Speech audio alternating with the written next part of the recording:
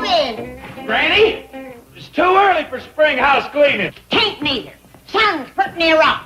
I mean, it ain't even spring yet. I decide when it's spring around here. Now I want every stick of furniture out on that lawn. All 32 rooms? That's right. Out where the fresh air and sunshine can get to them. Where's Jed and Ellie? I don't know, but I wish I was with them. Quick, Paul, let's skedaddle. Granny started spring house cleaning. She's done called Jethro. Wait a minute, it ain't spring. Well, she moved it up on us again. Better hurry. Jethro's toting out the first load. I gotta do something to stop that little woman from killing herself and us in the bargain, trying to clean this big house the way she done the cabin. What kind of idiot bangs the door at 6 o'clock in the morning? I'm coming! You are Mr. Clampett, and it's wonderful to see you. Come in. I'm sorry, looks like I got you out of bed. Me? Don't be silly. I've been up for hours. Why, it's 6 o'clock. Yeah, I figured even city folks couldn't lay in bed no longer than that. No. This is the best part of the day. Fellas full of energy and vitality. Mind is sharp. Sit down. Now, what can I do for you? Well, Mr. Drysdale, I'll tell you. You see, back in the hills, things would stay pretty well closed up all winter. So come spring house cleaning time, we tote everything outside in the sunshine and fresh air, and Granny would scrub the place down from...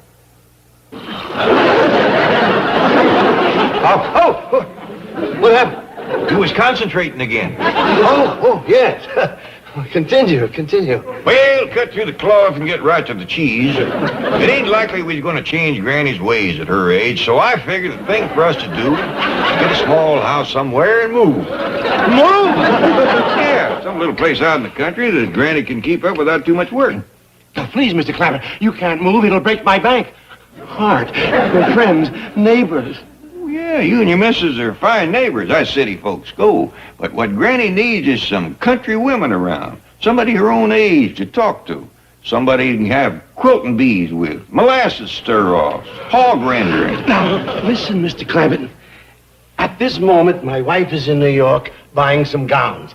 But as soon as she gets back, I'm sure she'll want to have Granny over for a hog rendering and a quilting stir-off. Molasses? No, I mean it. Mr. Drysdale, you're a fine fella, but I have got to get Granny out of that mansion. It's just too much housework. Well, now, you just leave everything to me, Mr. Clampett.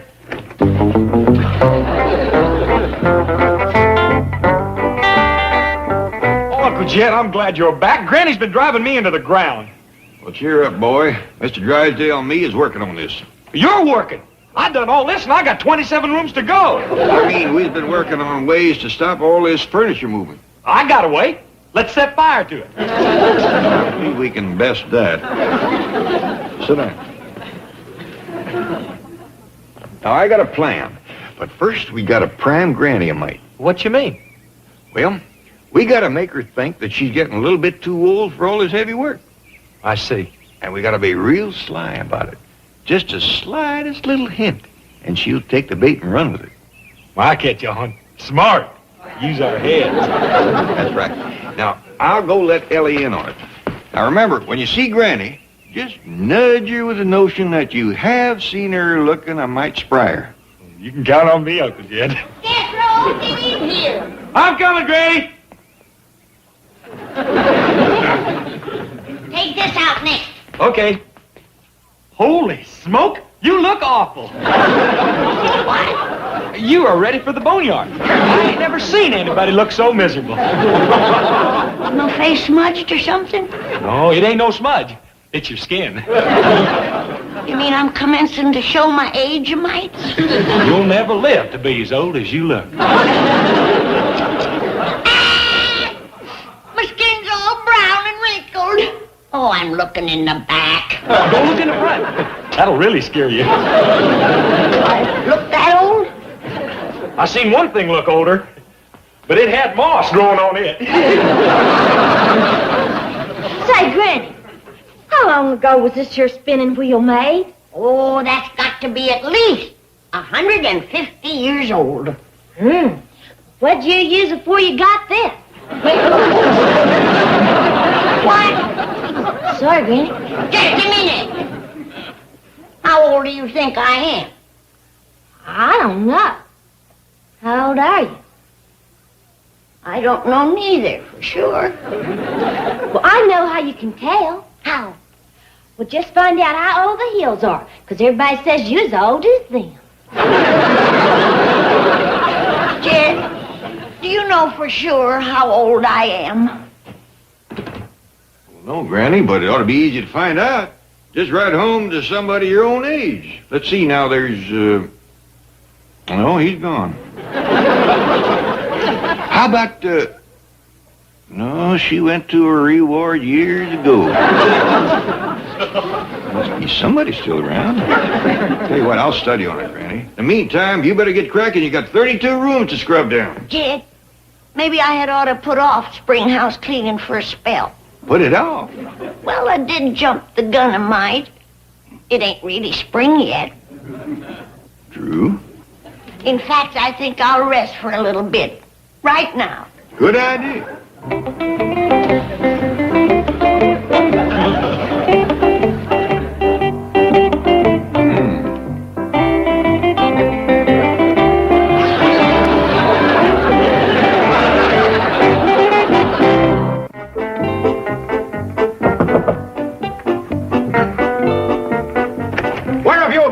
Why aren't you ever around when I need you? Chief, I got here as quickly as possible. I was in bed when you called. In bed? Well, it was 6 a.m. At 6 a.m., I was already having my first conference. Really? Yes. That's why I'm president of the bank, and you're just the secretary. I'm up with the chickens, and you sleep all day. Chief, it is 6:30. All right. You can work late tonight and make it up. Now, here's the situation. Jed Clampett thinks Granny's working too hard. So he wants to move to a smaller home in the country. A very sensible idea, and you want me to look for one? No, I want you to look for a new job. I don't understand. I'll say you don't. I don't have a bank in the country. Well, Chief, just because they moved doesn't mean they've moved their money. Miss Hathaway, we don't take chances with $50 million. I want them right next door where I can keep an eye on them. Well, in that case, there's only one solution. We'll have to get someone to do the work for Granny. Now you're talking. Grab a scrub bucket and get over there. Well, you know Granny doesn't like strangers around. But, Chief, I am a highly skilled executive secretary. I'm not paid to do housework. Yes, you're right. Okay. While you're there, you'll be on half salary. Oh, yeah, Jed, I'm rested now. I'm going to get up. No, stay right where you are. I want to talk to you. What about? Well, Granny, I think it's time you faced the fact that this house is too much for you. It is a powerful burden. But then I'm used to work, Jed. I've never knowed nothing else. Well, that's just it. You've earned a rest. That's not for me, Jed. My rest will come when they lay me in that pine box. Well, I got an idea where we could get you some rest before then. I'd like to know how. Well, first off, we got to get you out of this 32-room backbreaker. Where would I go? Well, Granny, somewhere out in the country, there's a home just waiting for you. In the country? Yeah, someplace where you don't have to work so hard, where you got friendly neighbors, folks your own age to talk to. Jed, you're fixing to send me to the old folks' homes. No, I ain't. Yes, you are. I ain't neither. Yes, you are. Granny, I ain't no such a thing. You swear it? I swear. Yes, you are. Jethro! Jethro! Save me, Jethro, save me. From what? Your Uncle Jed wants to send me to the old folks' home. Granny. Oh, so that's the plan he was getting her primed for. No, it ain't. Yes, it is. I slowed down 1 year, and you're going to throw me on the scrap heap. Well, you're awful old, Granny. Boy. And you're not just over the hill, you're down in the holler. Jethro. How's that for hitting, Uncle Jed? Boy, go get the truck. We're going to take Granny out in the country. No, Jed, please. Granny, I just want to show you what I got in mind. I don't want to see it. I'm too young to go to the old folks' home. Are you kidding? Get the truck. Please, Jed, please give me another chance. I'll clean the whole house all by myself. Now, Granny. I'll show you. I'm just as spry as I ever was.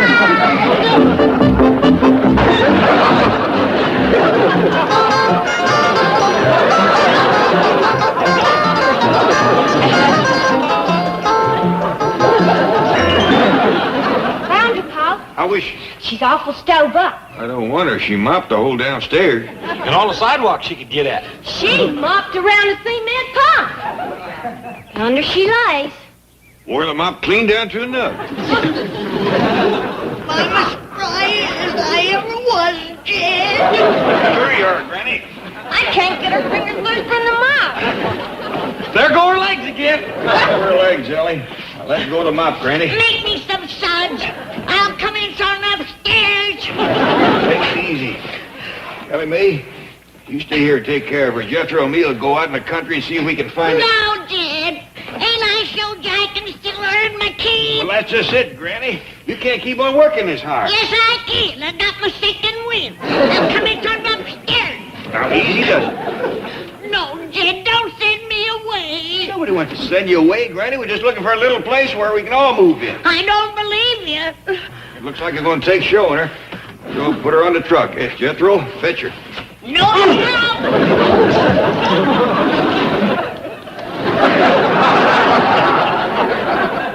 We'll never catch her now. She's done made it to the heavy brush. You get Duke and track her down. Jethro and me will head for the country and scout out a place or two to show her. Yes, sir, Paul. Oh, here's Mr. Drysdale. Why aren't you up at the Clampetts helping with the house cleaning? Let me explain. A, I am not qualified. B, it would be only a temporary solution. And C, I was able to get Mrs. Mack here, who comes highly recommended. Baloney, a strange woman like that wouldn't last 5 minutes. Now send her back where she came from, and you get up there and you start help. Who you calling strange? Please! I didn't mean strange. I meant stranger. You see, the Clampetts are very unusual people, and I just don't think you could please them. No. On the other hand, of course, with your winning ways and sweet personality. Miss Hathaway, take this lovely lady up to the Clampetts and see that she's made welcome. I'll certainly do my best, Chief. Don't fail. I hold you personally responsible for her happiness and well-being.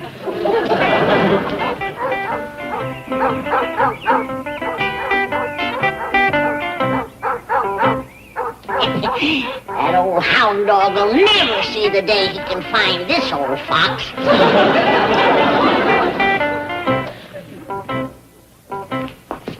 Oh, that's strange. The place seems deserted.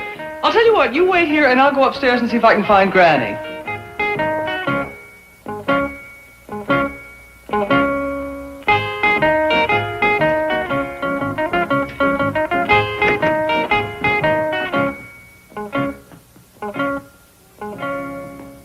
Who are you? Ma'am? Mrs. Mack, who are you? I'm Granny. Oh, you're the one they're looking for. Yeah, they're going to send me away. But I'll show them that I can still clean this house. Oh, no, that's my job now. Why? I'm the new housekeeper. They didn't even give me a chance. Well, you tell them that they ain't gonna put me in no old folks' home. I'm leaving. And they'll never see me again. They'll just find my bleached bones out on the desert where I died from hunger and thirst.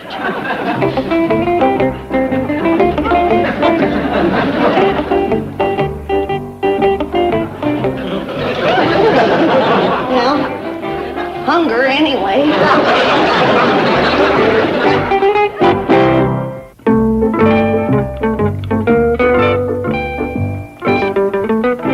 Hold them doors open, soldier. Coming in to get my money. Well, yes, Margaret, of course I'm happy to have you back home. But I'm busy now, dear. My secretary's gone. I'll call you back, sweetheart. Of course I do. Hello. Miss Hathaway. Why aren't you back here where you belong? Well, Chief, I'm afraid there's a crisis here at the Clampetts. Mrs. Mack took one look at the size of this house and quit. Now we have to find another housekeeper. I just found her. Get busy with that scrub bucket.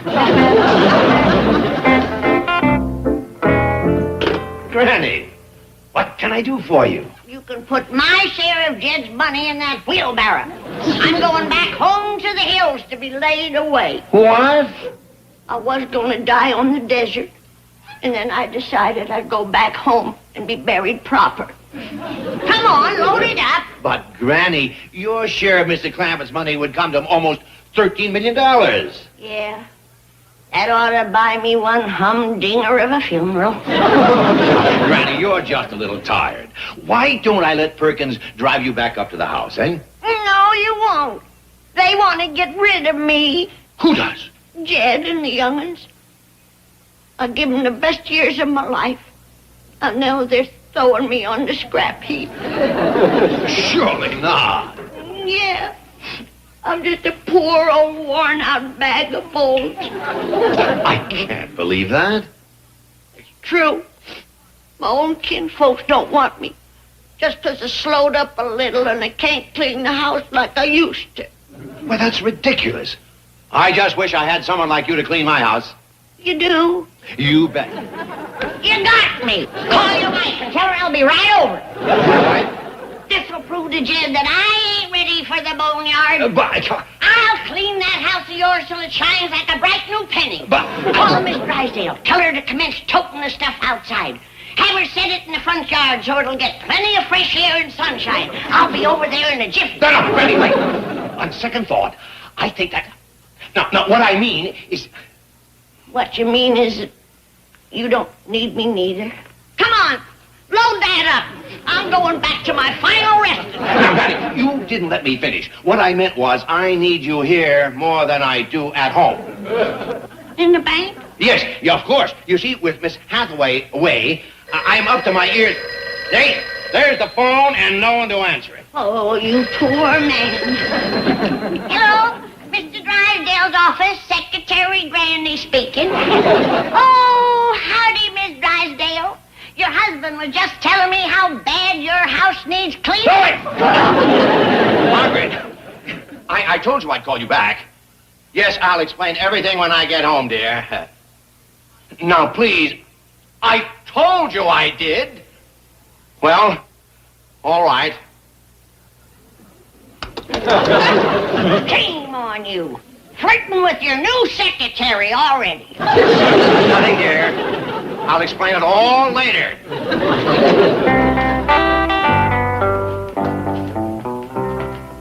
Duke and me's covered that holler in more ways than a kraut lays in a barrel. Never did pick up Granny's trail again. Likely she circled back. Oh, poor old Duke's plumb ashamed of himself.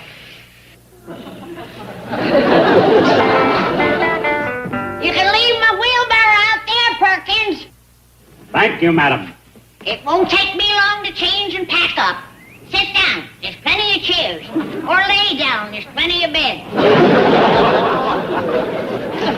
Oh, Granny, I'm so glad you're back. I'm afraid I'm not very good at your job. Well, I'm a crackerjack at yours. What? Mr. Drysdale just made me his new secretary. I am now what you call a career girl. You are what you call potted. Give me that jug.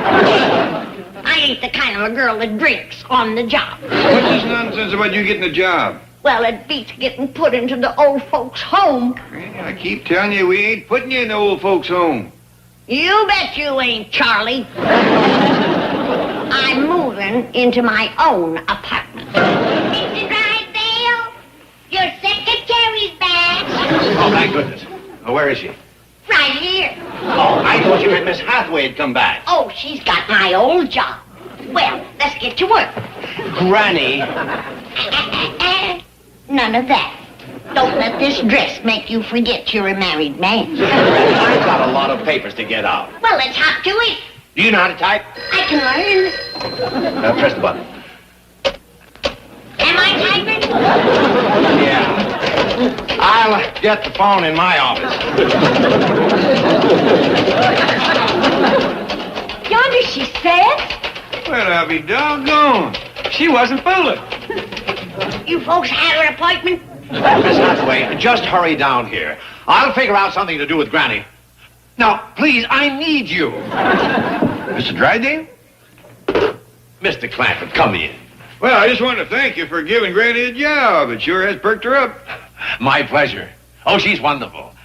Matter of fact, she's due for a promotion. What didn't you say? Granny, did you hear that? Mrs. Drysdale's giving you a promotion. That's right, Granny. I'm moving you up to an office on top of the whole building. What'll I do up there? You'll be vice president in charge of the whole building. Well, doggies. You heard me. The whole building. Everything out. Keep it moving.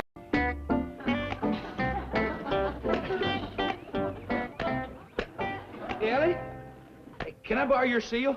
What for? I gotta practice being a Navy frogman. I thought you was going in the Army. Yeah, me too. But I'm tired of waiting for them to call me, so I'm joining the Navy. Well, what does a toad man do? Not a toad man, a frog man. What does a frog man do? Mostly what you call underwater demolition. Blowing up stuff. Well, what would you want with Raymond? I want to see if I can learn him to fetch dynamite down to me. Well, how would he carry it? In his mouth. Oh, no. My seal ain't coming no dynamite. Come on, Raymond. Hey, well, wait a minute, Ellie. How about you being an enemy sentry? Well, what do I have to do? Well, you walk guard duty along the dock here. Then I reach out of the water, grab you, pull you in, and drown you. That's a frogman's surprise attack. Hey, now watch.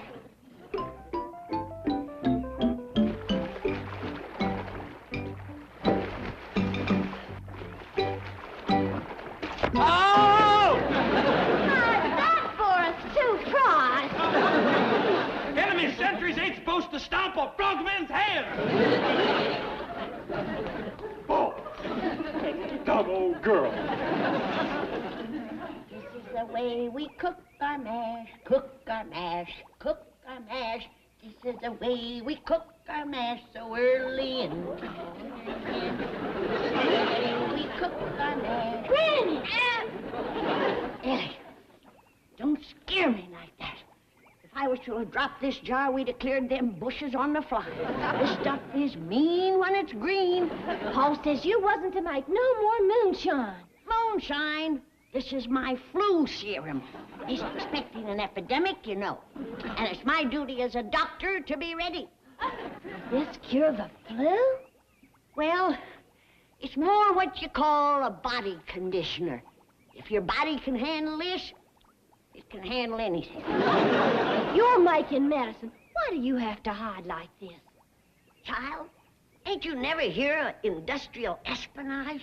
Like one of the biggest outfits in the world has been trying to find this setup. Been trying for years. Who's that? The U.S. government. I gotta make a series of quality control tests. First, the shotgun test. Gotta see what kind of flavor it's got. Why do you call it a shotgun test, Granny? You gotta hold the shotgun on me to make me taste it. I don't want to do that, Granny. You got to, honey. I ain't as young as I used to be. I remember it's for science. I can't hold no gun on you, Granny. How about your slingshot? Well, I ain't got it with me. Well, just shake your fist at me. I don't want to, Granny. Well, threaten me. Mean mouse me. I can't, Granny. I love you. I respect you. Well, you're the sweetest Granny in the whole wide world. I reckon that'll have to do.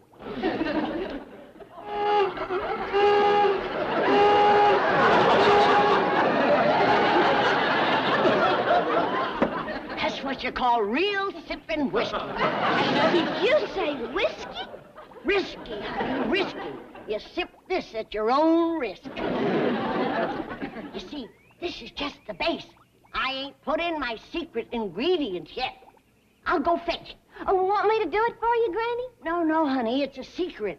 You go take my wash off the line. Oh, I already done that. It's in a basket on the steps. Oh, thank you, honey. Now, you run on and play. These fumes will stunt your growth. And remember, don't say a word to your pa about this. He's a good man. But he has a blind spot when it comes to my medical research. Can't understand a life devoted to science.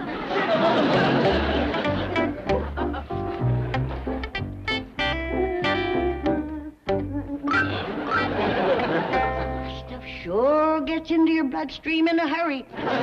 Save a lot of folks from the flu. Throw out the lifeline. Throw out the lifeline.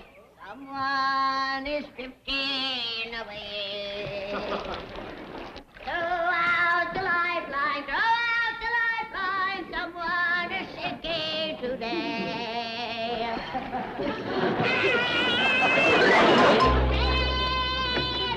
Dad, get your gun.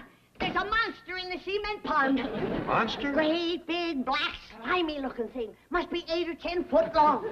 Probably just Ellie's pet seal. Do seals eat old women? This one reached up out of the water and grabbed me. Maybe it's a rape. Who ever heard of an underwater ape? It's bigger than a gator. Must be 12 foot long. Has one great big bulging eye right in the center of his forehead. Big roots growing out of his mouth. Ugly growth on his back. Must be 15 feet long. That monster's growing pretty fast. You've seen him, have you? I doubt if you have. Now sit down and tell me exactly what happened.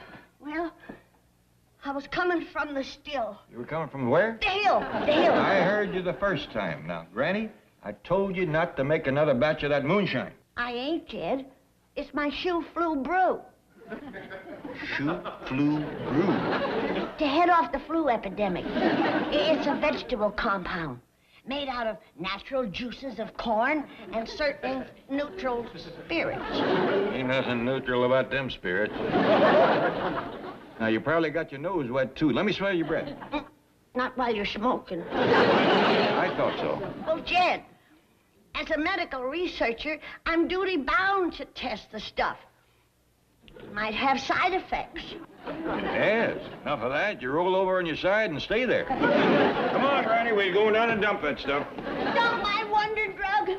Jed, do you want the people of Beverly Hills to be laid low? No, I don't, so let's go. Jed, you're going to set medicine back 100 years. Next, you'll be stomping out penicillin.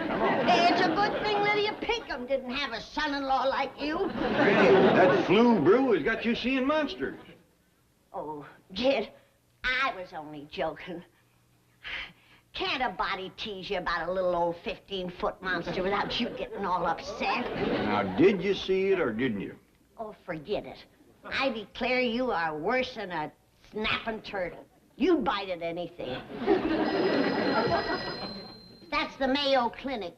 Tell them I ain't quite ready yet.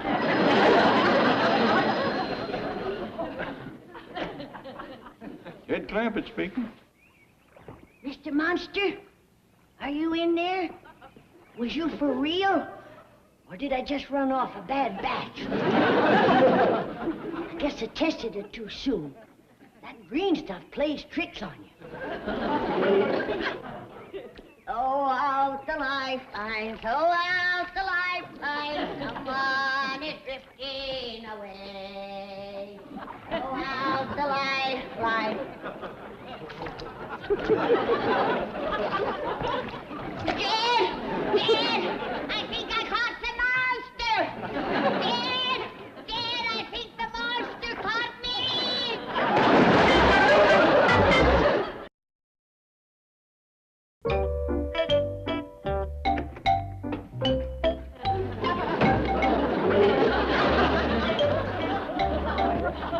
What happened to you?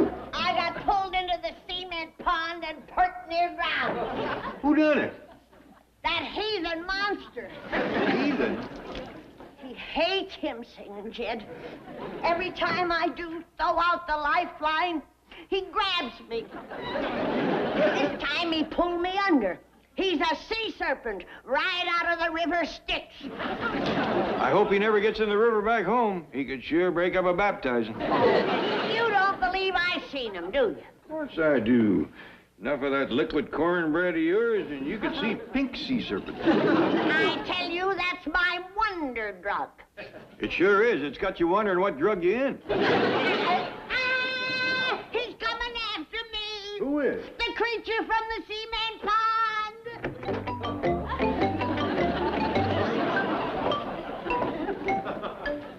pray, Jed, but quiet. The way a hymn sets him off, a prayer will drive him into a frenzy. Hey, I believe that's Jethro inside that thing. He ate my baby.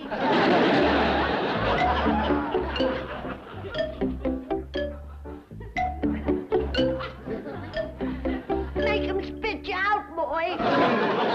Granny, that ain't no monster. Here's the boy's wearing some kind of a suit. Sure had you going, though, didn't I, Granny? You mean it was you who my pole and pulled me into the cement pond? Yeah. You was under the water? Well, yes, sir. This outfit's got an air tank, flippers, mask, weights. If it ain't got wings, I think you're in trouble. Granny, don't let go! What'd you say, Jed? Boy, old Jethro can sleep any place. He's laying out in the corn patch in his toad man suit. His what? Oh, he says he's going to join the Navy and be a toad man.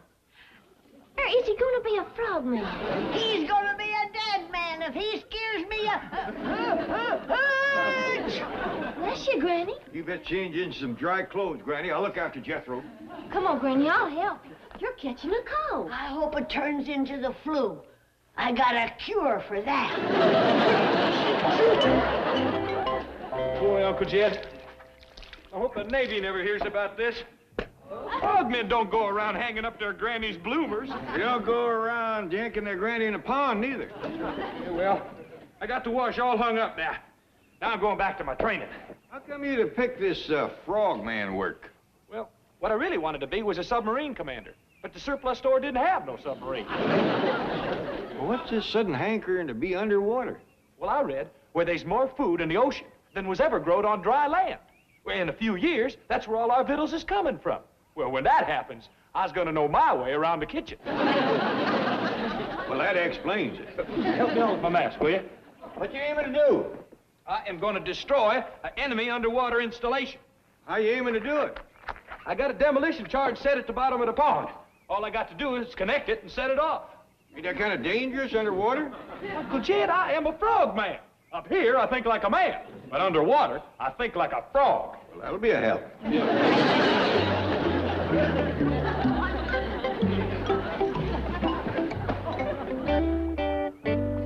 No question about it, Daisy. You was coming down with the flu. But for the sake of humanity, you have got to be a human guinea pig to see if your flu serum works. Hope it ain't too green. But them's the chances us medical researchers has got to take.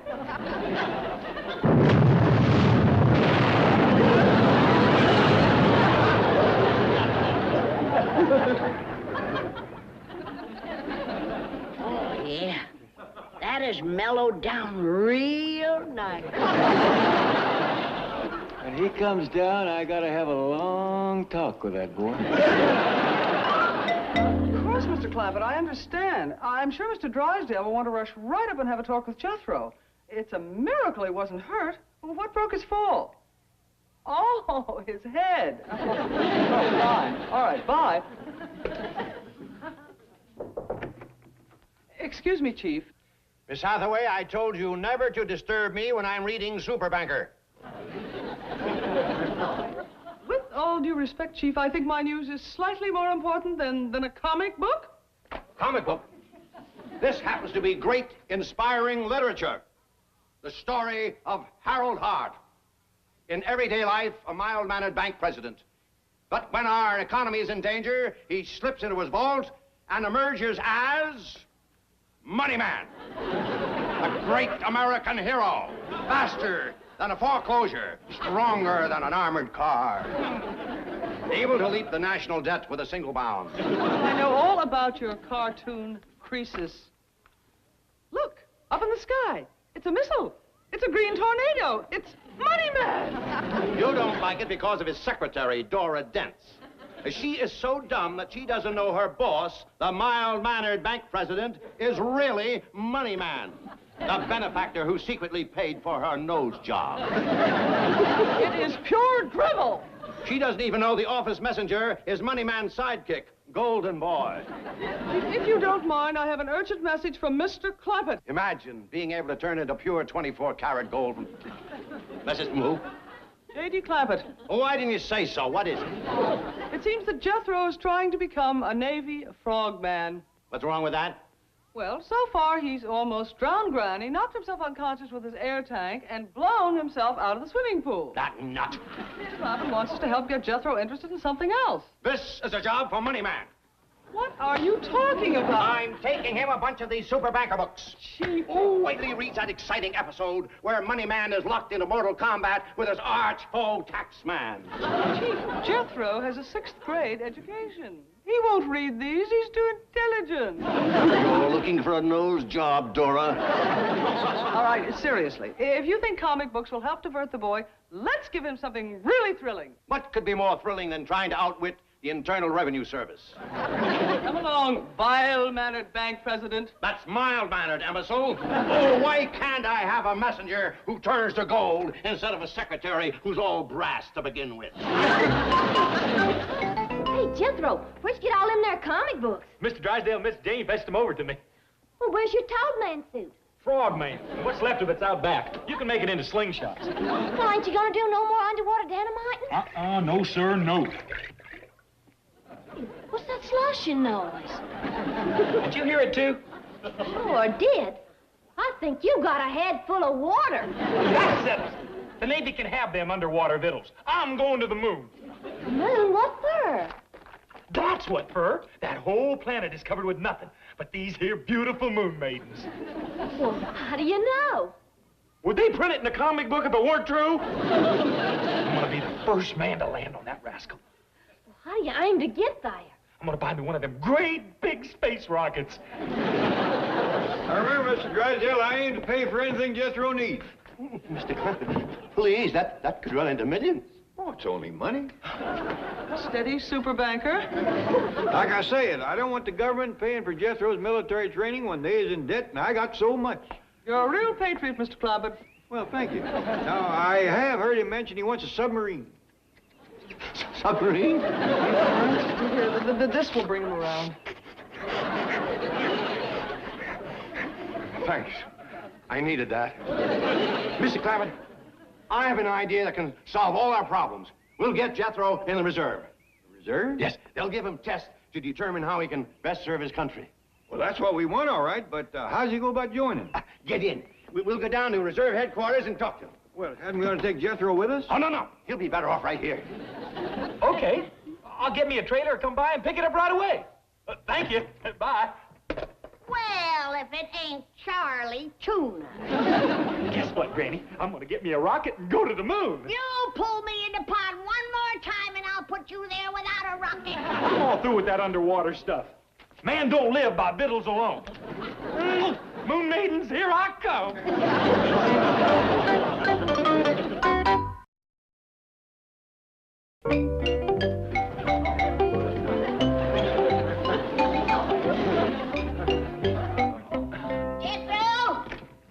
Jethro ain't back yet, Granny. Oh. Well, when he gets here, you have him take this barrel of shoe flu brew down to the Red Cross. Well, aren't you going with it? No. They ask too many questions. Just tell him to say compliments of a friend. Now, I wrote all the instructions on the top here. They is to cut this 100 to 1. 100 gallons of branch water to 1 jigger. I mean, 1 teaspoon of my flu medicine. I'll tell him. Now, I gotta get back to my laboratory. I gotta run off some more of my quality control tests. Won't you rest a while?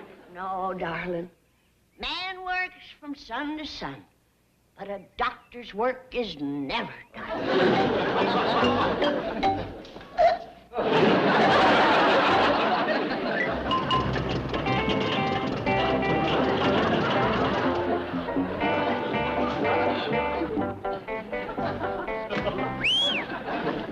Boy, Jethro, where'd you get this thing? Same place I got the tank? Well, you'd better unhook that rocket, because Granny wants you to tote her flu medicine down to the Red Cross. I ain't no delivery boy. I'm an astronaut. I got history to make. You tell the Red Cross to come here and pick it up. Well, Granny will take a hickory switch to you. Well, it better be a long one, because I'm going to be on the moon. Boy, that's the place for me. Acres and acres of green cheese, swarming with beautiful women. Betwixt the necking and the snacking, I'm going to be real busy. When are you coming back? Who's coming back? Well, think you better ask Pa before you go a-taking off. King of the Moon don't have to ask. Who's that? Jethro the First. Come on, Ellie, give me a hand. What are you fixing to do? I'm fixing to aim this rascal at the moon. Now, let's see. It's usually between the elm and the sycamore. Allowing for wind, gotta lead it a little. That ought to do it. Let's commence the countdown. Let's see, the mouse's hands is on 10 and 3. That means it's 10 minutes to 3. I know that. What you gotta watch is the mouse's tail. That's the second hand. See? There it goes up to the 12. Yeah. There, 0 minus 60 seconds and counting. Time to put on my astronaut suit and load my rocket fuel. Where is the rocket fuel? Oh, man, I plumb forgot to buy any. Doggone! Well, as long as you ain't going to the moon, you can go to the Red Cross. Come on, I'll help you load Granny's barrel in the tank. I ain't getting in no tank without distilled dynamite. Granny says it's medicine. I don't care what she calls it. One jolt and that stuff will blow me higher than... That's it! Ellie, quick, get me a rubber hose. I done found my rocket fuel.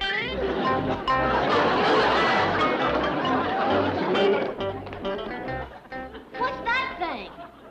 This here's a life jacket in case I land in the Sea of Tranquility. 0 minus 10 seconds and counting.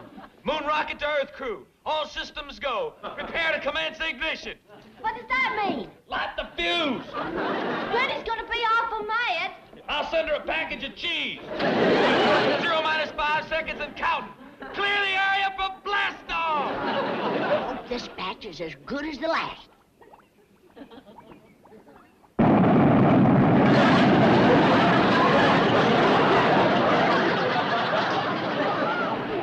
Eat your heart out, Jack Daniels. Hi,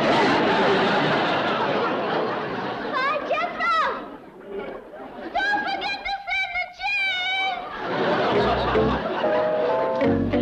cheese!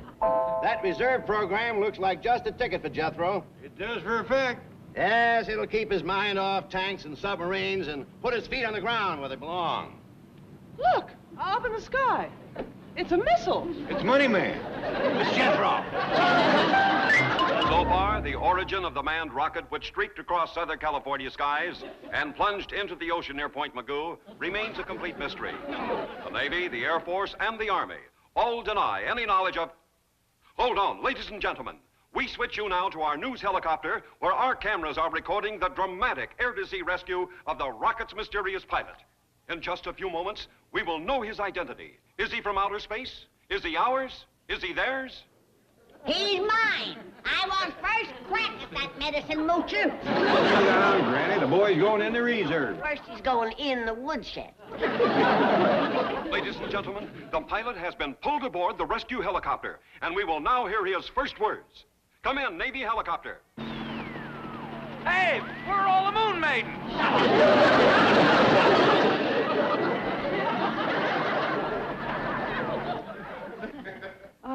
Granny, could Mr. Drysdale have a shot of your flu serum? You feeling poorly, Mr. Drysdale? Oh, no, I feel wonderful. Wait until you see this, super banker. What is it? A bill for that rocket? Make that a double, Granny. Look, he's turning into Money Man. He's getting all green. Oh, boy.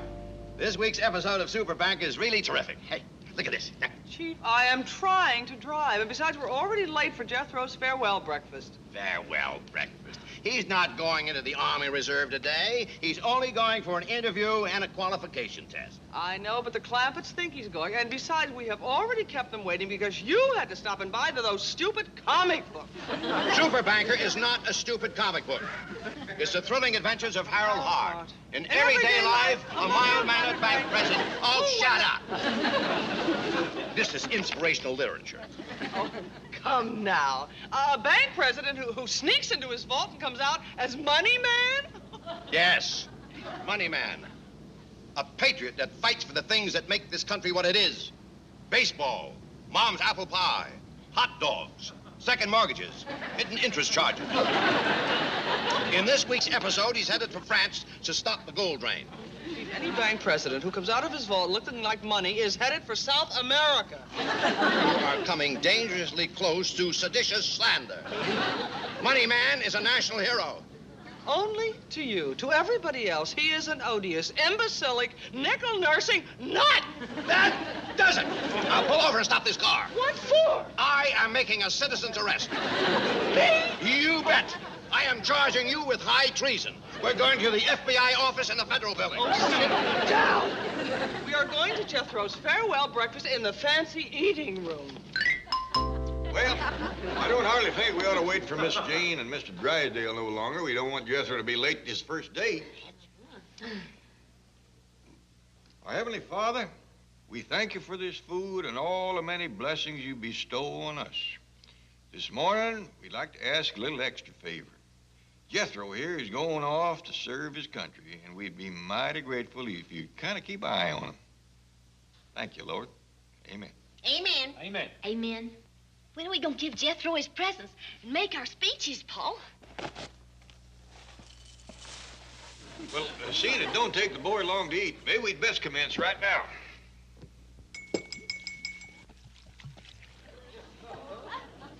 Jethro, I know how you must feel this morning.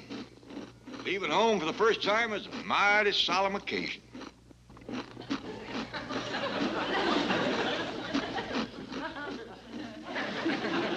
And I reckon your heart is full and there's a lump in your throat. We're mighty proud of you, and we know that you must be proud, too. Proud and happy at this chance to serve the country that has been so good to all of us.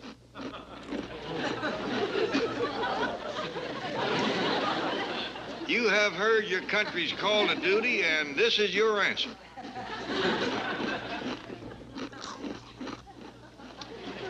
Well, I reckon that's enough talking. I'll show you how I feel. Don't shoot him, Jed. I ain't said my speech yet. I ain't gonna shoot him, Granny. I just want to give him a squirrel gun.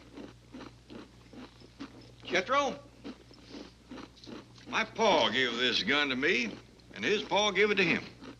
I think it's only fitting that I pass it along to... Boy. Soldier. Well, Uncle Jed, you going hunting? I'm just making you a going-away present of this rifle. Well, thank you. Now, I know the Army sets a great store by sharpshooting. And old Nellie here can bark a squirrel and...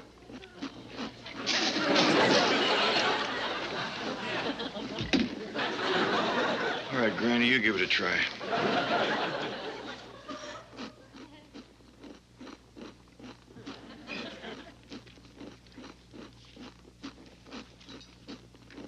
Mr. President, members of Congress, fellow delegates, honored guests, distinguished visitors. What's wrong with her? Nothing. She's been reading speeches all week. I think Thomas Jefferson expressed the emotions of all of us when he said,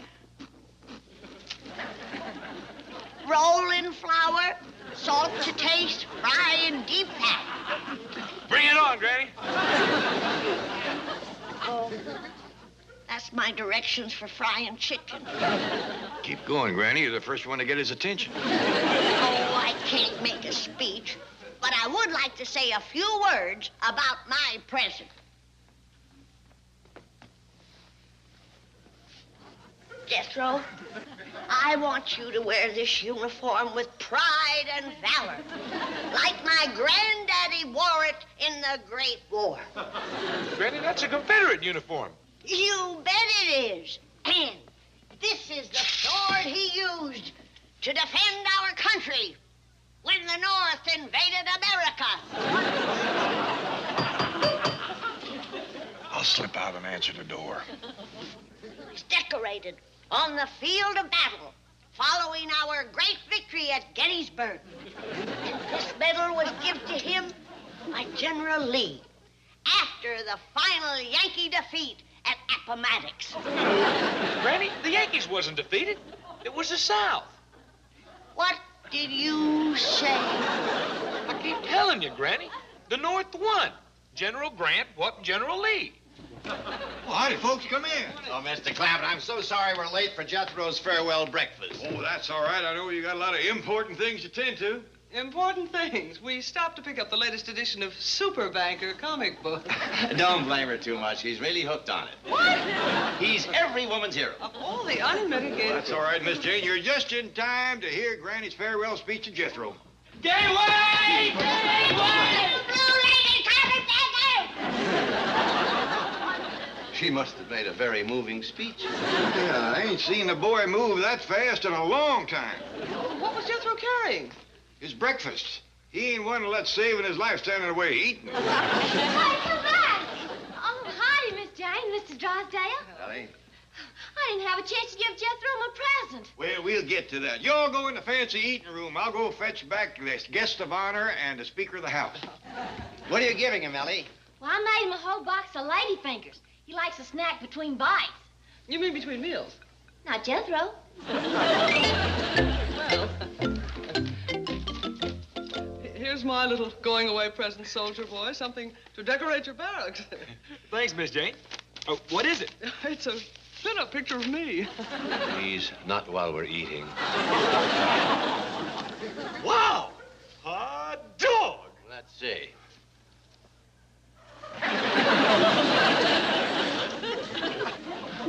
Boy, Miss Jane, in a bathing suit, you're a different woman. How true, how true. Oh, here's my present, Jethro. Now, I know you have an appointment down at Reserve Headquarters, so I won't make any speeches. Hey, will you look at this? Hey, what is it, Mr. Drysdale? That, my boy, is a money man piggy bank. You see, he has a hole in his head. How true, how true. I'll show you how it works. When you drop in the dime, the eyes light up. That's real cunning. Sure is. Now, here's my present, Jethro. Well, thanks, Ellie. Hey, what is it? Well, I didn't say. I made it myself.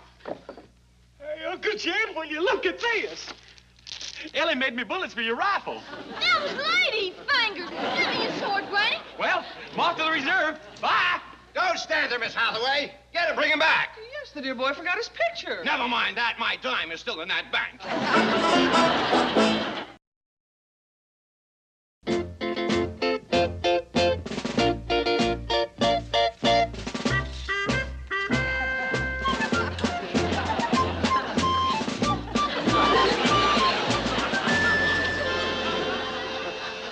Just before the battle, Mother, I am thinking most of you. While upon the field of battle, with the enemy in view. Farewell, Mother, you may never press me to your heart again. But oh, you'll not forget me, Mother, if I'm numbered with the slain. Make your country proud of you, boy. Remember, you're a Tennessee volunteer. Come on, Ellie. Let's get the flag and the rest of the stuff. Yes, sir, Granny. We've been ripping up petticoats to make bandages. Uncle Jed, I can't show up at the Army Reserve looking like this. What are they gonna think? Well, I'll tell you one thing. You ain't gonna be just another face in the crowd. Bet you it ain't every day they get a boy in a Confederate uniform toting a squirrel rifle that shoots ladyfingers. Uncle Jed, what am I gonna tell them? Tell them the truth. Tell them you wore it to please a sweet, sentimental little old gray-haired granny who would break your leg if you didn't. Can't you convince her that the Civil War is over and that the South lost? No, I can't, and I ain't gonna try. At my age, a broke leg don't mend too fast. Oh, gee whiz.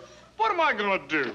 Well, my advice is for you to get out of here, or you'll be carrying a Confederate flag and wearing petticoat bandages.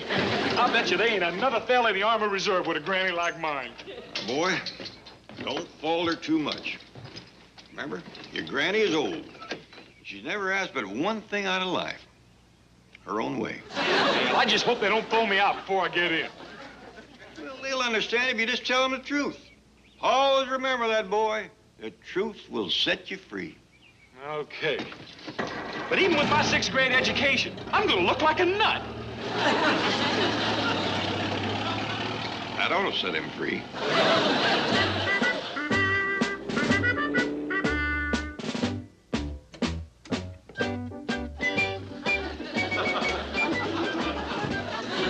Sir, I hope you won't go to laughing at the uniform right off. Ah, looks great to me. But this is a Confederate uniform. Yeah, I know. Sit down. I'll tell the colonel you're here.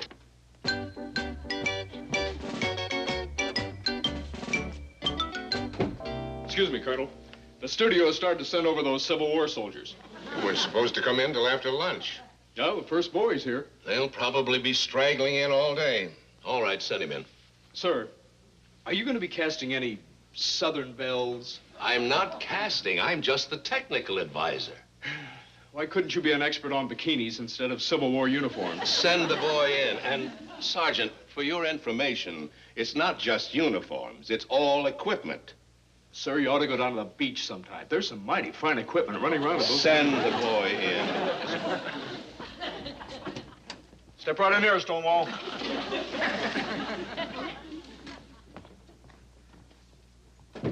Turn around. Excellent. Very authentic. Tennessee Volunteers. Well, how'd you know? That's my job. Let me see the gun.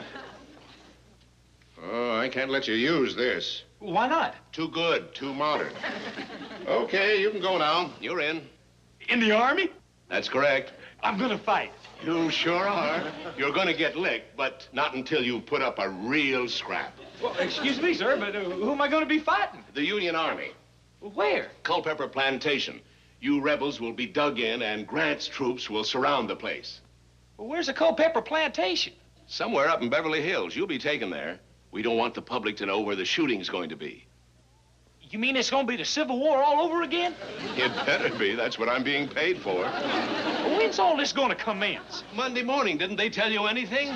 No, sir. Well, you'll find out soon enough. I've said too much already. Can't I take my gun? I told you no. With guns like that, the South would win the war. They hired me, so mistakes like that won't happen. See you Monday.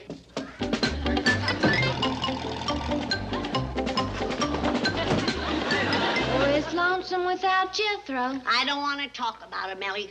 Going off to war without his country's banner. Granny! Up the jet! He's come back for it, Granny. His conscience is hurting him. More likely his stomach is hurting him. He ain't et in 2 hours. See? Right to the icebox. Hey, Granny, I got news for you. Bare your head in the presence of the grand old flag.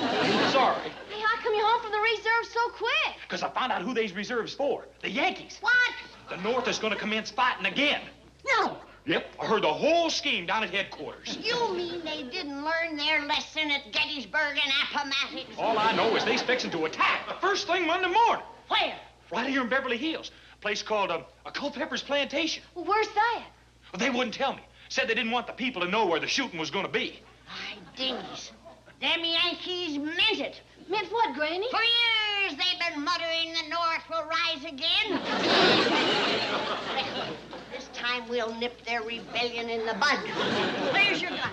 They took it away from me. What? They said it was too good. Said the South could win with guns like that. Why, them dirty, thieving Yankee bushwhackers. Let's get Pa and go down there and whoop him. Yeah, let's go, Granny. No, young'uns, it might be a trap. Now, as for Jed, he's got a blind spot when it comes to the Yankees. He always says, let sleeping dogs lie. Well, they've lied for the last time. What are we going to do, Granny? Well, first we got to get some information. Where the plantation is and the Yankee plan of battle. Well, how are we going to get it, Granny? Did you ever hear of Belle Boyd, the beautiful Confederate spy? No, ma'am. Well, she proved that a pretty face and a stunning figure could always loosen them Yankees' tongues. You know what I mean? Yes, ma'am. Well, good. You stay here and finish the dishes, and Jethro will drive me down.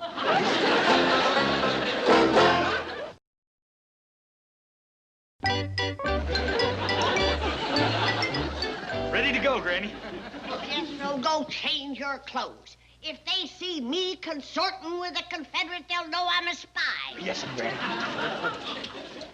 It beats me how the South won with boys like that.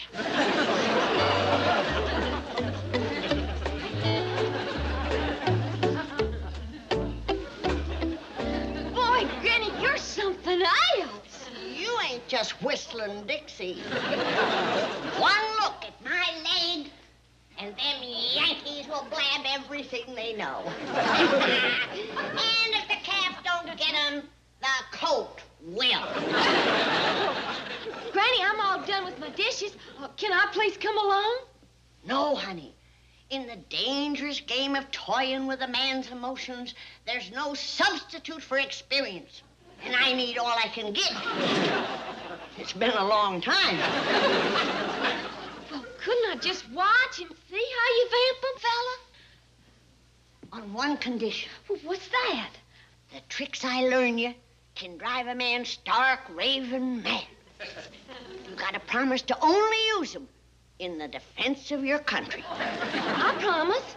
All right. Well, I best go put on a dress. I wouldn't want 'em to think I was a boy. Beats me how the South won with girls like that. Okay, fellas, you want to step inside, please? Sergeant, have you been to lunch? No, sir. Well, you go ahead. I'll manage. Thank you, sir. Very good. Excellent. Can you ride? Yes, sir. I've done some cowboy parts. Oh, hey, that's something I wanted to ask about. The script calls for me to ride. Do I have to? Well, you certainly can't go charging up to Culpeper Plantation in a Jeep. Well, what about a buggy? It looks like I'm going to be spending some time with General Grant. Do you mind sitting in for the sergeant? Not at all. Thank you. I'm expecting some more people. Any Southern belles? Dozens of them. You and Sergeant O'Hara. Here, take this with you. Hold it, General. You'd better get used to smoking these cigars they gave you. Cigars make me dizzy. You don't smoke cigars and you don't ride. Do you drink? Only very dry martinis. Will you tell me something? Who cast you for this part? Cousin Abe. You're the producer's cousin? That's right. Well, I'm being paid to come up with a reasonable facsimile of General Grant and his men, so between now and Monday morning, you're going to smoke a lot of cigars and ride a lot of horses. Do you ride, Colonel? Yes, sir. I've been riding all my life. Who cast you? My revered father-in-law, sir. You're married to Abe's daughter? I have that great honor. You know, the South may win this time.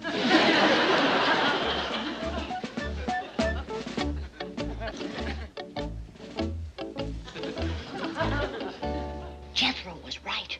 It's a Yankee soldier. Do. You hang back and watch. I'll soften him up. Hello there, soldier boy. I'm sorry. I didn't hear you come in. That's the way I work, Sonny.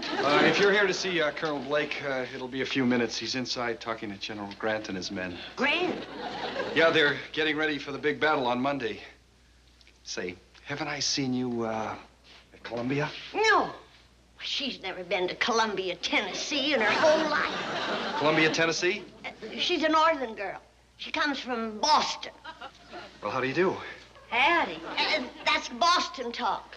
She lives on Bacon Hill. Say, I saw a soda pop machine down the hall. Why don't you two Yankees go down there and have a drink? Would you answer the telephone? Oh, sure I will. If the Colonel asks for me, you tell him I'll be right back. Take your time, Sonny.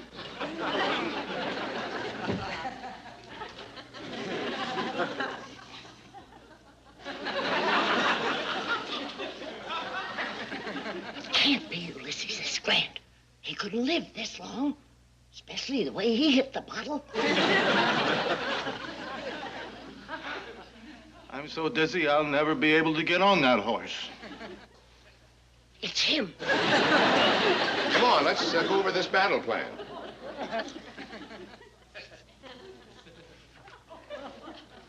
Now, concentrate on this map. Here's the Culpeper plantation. I don't know how to read a map. Besides, I can hardly stand up. That's how he lost Richmond. Now, the first attack on the Confederate position will come at dawn on Monday. Dawn? Well, I'm having a party Sunday night. I can lead the attack, sir. I make a dashing figure on a horse. Listen, Colonel Chitlin, with that accent of yours, we're going to put you in a Confederate uniform. Same old bunch of Yankees, still fighting dirty. Well, why can't we have the attack Tuesday morning? Because my orders are Monday. Well, I'm going to get in touch with Abe. Abe! Oh, you're back. Come on, Ellie. When can I see you again? After the war.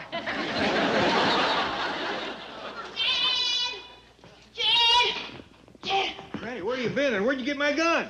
General Grant's headquarters. What? General Ulysses S. Grant is alive and planning to attack the Culpeper's plantation at dawn on Monday. I think you've had enough of that. Don't knock it, Jed. You ought to see what it's done for Grant. Where you going? I'm going to warn the Culpeppers that Grant is coming. You'd have to be pretty near 150 years old. This is the wildest thing I ever heard. That ain't nothing. Wait till you hear who else is alive. Old Abe himself.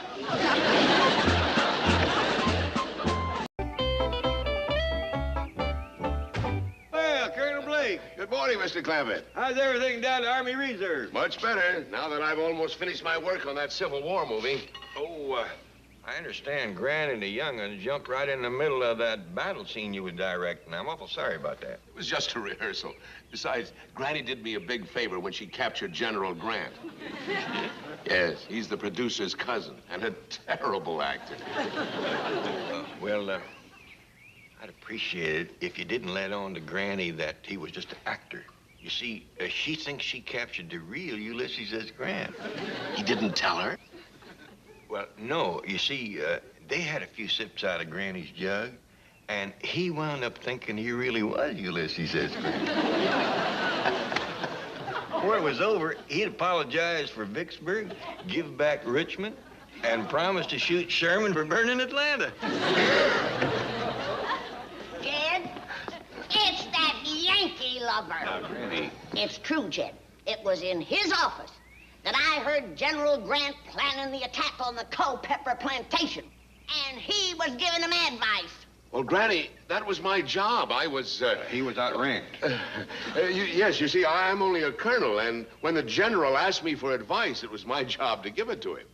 Now, don't go putting the blame on Yulee. Yulee? General Grant. You liked him? For a 150-year-old cigar-smoking, whiskey-drinking, south-scorching, carpet-bagging Yankee general, he ain't a bad sort. Yes, sir. Old Grant seemed like a pretty decent sort of fella. I paroled him, didn't I? This has been an interesting slant on the Civil War. What war? He meant to say the war between the states. It was the war between the North and the USA. You're right, Granny, but I'm sure that Colonel Blake didn't come over here to talk about that. Let's go inside. As a matter of fact, I came over to talk about Jethro joining the Army Reserve. Y'all go and sit down. I'll see can I find Jethro. Thank you. He's a fine boy, Colonel. Strong as an ox. Good scrapper, too. That's why I want him. You ought to have seen him at the Battle of the Culpeper Plantation. Captured a Yankee cannon, single-handed. Took a whole gun crew. Stacked them up like cordwood. Yes, I know. I was there directing the battle. Aha! So it was you. Now, don't forget, I was only taking orders. You was given orders. I know General Grant wouldn't have started that ruckus. He learned his lesson when the South whooped him the first time. Oh, well, but... Shame on you, goading that poor old man into another hopeless uprising. They said Jethro's going to town. Good. I don't want him joining the Army Reserves nohow. Why not? 'Cause it was them that was trying to get the North to secede again.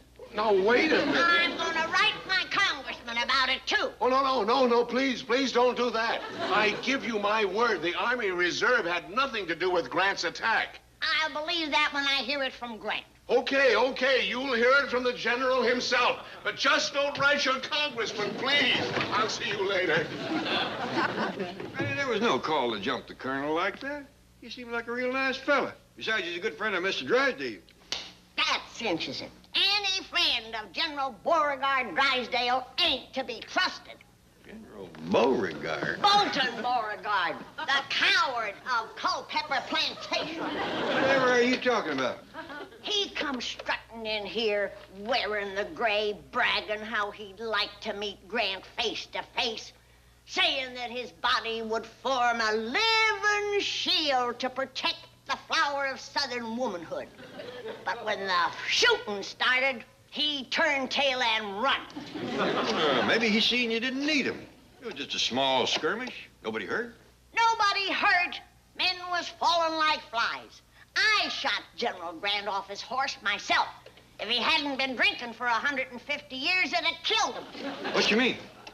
I hit him in that cast iron liver.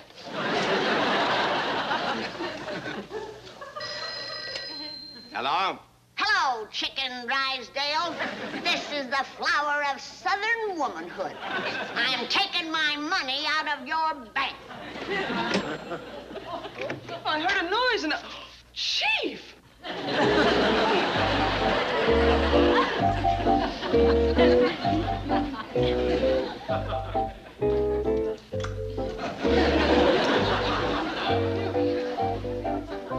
A 50 should do it.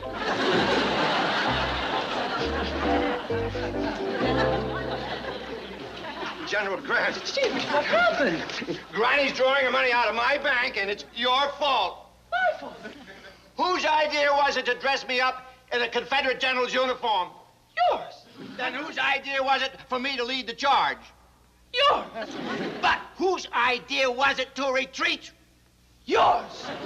There you see, I'm the only one around here who ever comes up with an idea.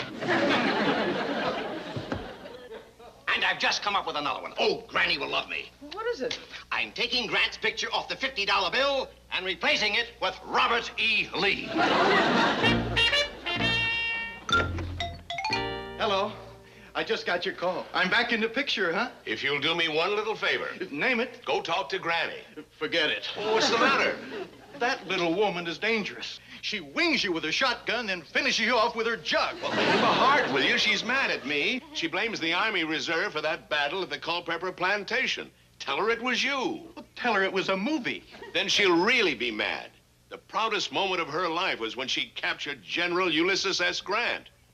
After she shot me full of lady fingers, I'm still picking crumbs out of my back. She threatens to write her congressman. The newspapers will have a field day. That is your problem. I'm not going near that nutty little broad. Well, think of the headlines. Hillbilly millionaire ambushes Army Reserve, captures General Grant. I have an instant replay on that. Ambushes Army Reserve, captures General Grant. No, the flip side. Hillbilly millionaire? That's the tune. Sing some more. Well, my friend Drysdale tells me that Clampett is worth about $60 or $70 million. And a fourth of that is Granny's. Oh, let me have that dear little lady's address. You'll go? Well, after all, she captured and paroled me. As an officer and a gentleman, it is my duty to report.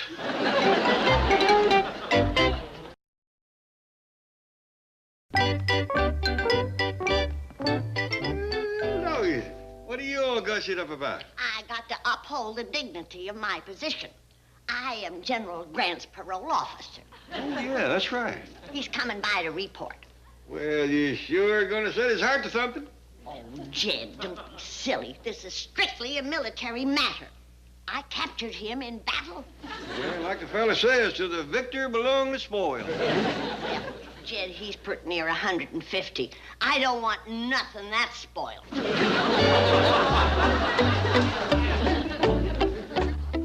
Why, the poor old fella's twice my age. Nothing wrong with that. Back in the hills, lots of girls, 13 married fellas, 26 or better. Yeah, that's true. My goodness. When he's 200, let's see, I'll be... Jethro, I got a problem for you. Okay, what is it? Let's say I'm going to marry a man 147 years old. I'm sorry, Granny. I can't help you with that problem. I ain't told you the problem yet. Oh. How old will I be when he's 200? See, Granny, that'll take some ciphering. Well, sit down here and get at it. I'll get it, Granny. Oh, come in, Colonel. Mr. Clampett? General Grant, nice to see you again. Good to see you, Mr. Clampett. Oh, and here is my charming conqueror, the beautiful belle of the battlefield. Oh, did we interrupt your lunch? Oh, my goodness. That's Jethro's pacifier. Granny, Colonel Blake wants to talk to Jethro, so why don't you take the General and go sit in the parlor yonder?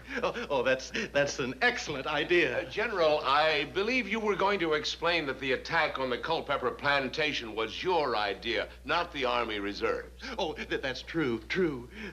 I am to blame. I'm entirely at fault. Now, don't go to faulting yourself. Let's put it this way. You still have a perfect record. I have? You ain't never won a battle against the South. Well, Colonel, boy is all yours. He'll make you a dandy soldier. Oh, I know that. I saw him in action. All he has to do now is take the written test.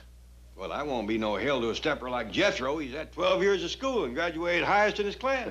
I'm embarrassed to even ask him to come down and take our simple little test. What's he working on? Oh, a little problem Granny gave me. He'll have it whooped in no time at all. Boy takes to ciphering like a mule to millet. Jethro, show the Colonel what you're ciphering. Oh, howdy, Colonel. Hi, sit down, sit down. Well, we'd best start back here at the beginning.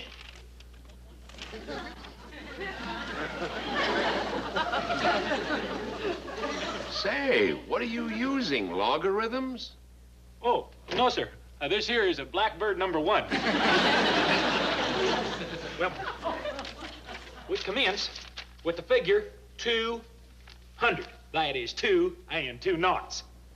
Funny thing about them knots, by themselves, they ain't worth shucks. But you lay them up behind a number and them rascals is dynamite.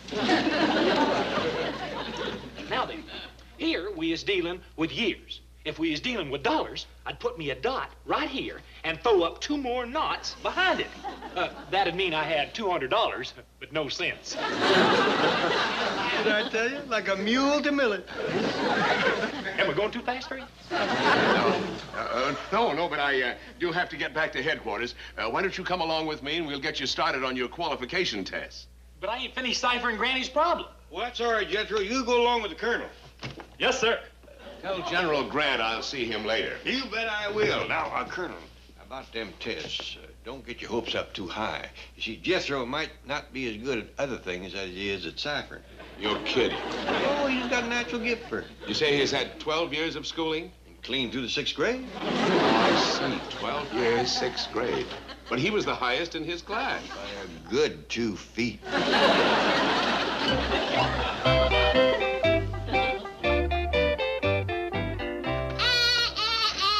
Put that silver down.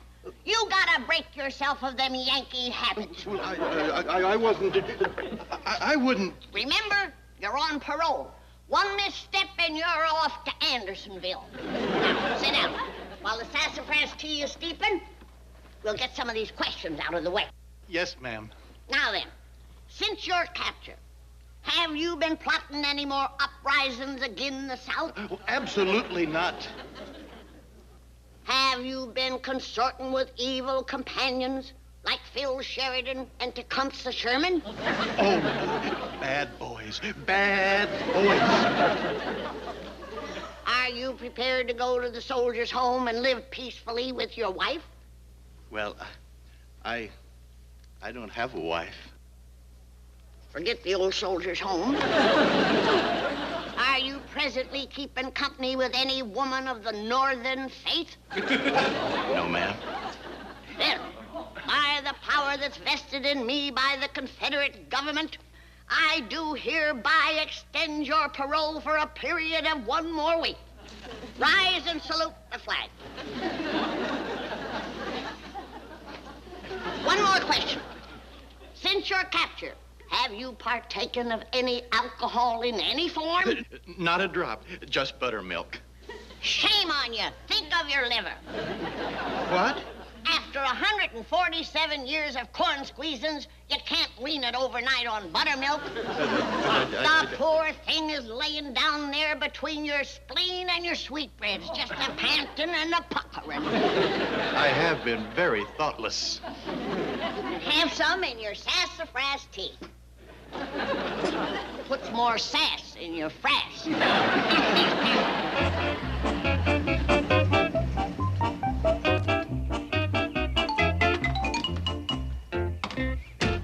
Don't sit there, woman. Help your gallant wounded leader. Chief, you can't fool Granny with those phony blood stains. What do you mean, phony? When anyone threatens to take $15 million out of my bank, I bleed.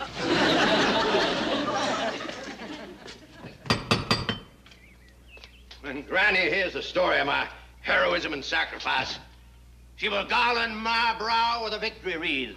Don't be a minute, you leave. Bolton Beauregard, what happened to you? Got caught in a barbed wire fence running from the battle? Granny, I was executing a fast flanking movement. That's true. You got the fastest moving flanks I ever seen. Hear me out, dear lady. I left the scene of battle only to pursue the enemy. What enemy? Our common foe, that arch fiend, General Ulysses S. Grant. Oh, you've been chasing him? Night and day, across burning deserts, over snow-capped mountains, through raging rivers, until at last we had a rendezvous with death. You killed him, did you? He lies in a grave unmarked and unmourned. Though sorely wounded, I made my way back to the bank to erase from our national currency the last vestige of his evil countenance. You will notice a new picture on our $50 bill. It's Robert E. Lee. Our beloved leader. And that's what I was doing, ma'am, when you telephoned and so cruelly threatened to withdraw your money. It was a terrible blow. If you think that was a blow, wait till you get this one. Oh, General! You called, Daisy? Well, what have you got to say now? I believe my dear, sweet, sainted mother expressed it best when she said, Beauregard, some days it just don't pay to get out of bed.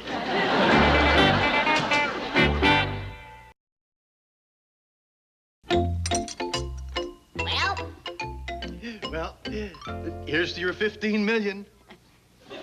How do you know I had that much? I mean, I'm toasting the people who follow you and Jeff Davis. Your faithful $15 million.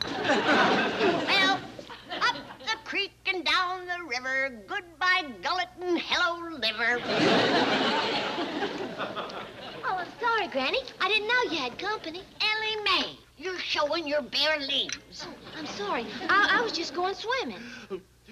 There, don't scold the child. Why, she's just a baby. Healthy little thing, isn't she? I'm very fond of children. Well, your beard tickles, General Grant. Would you like to run through it barefooted, child? No, she wouldn't. Go along, Ellie.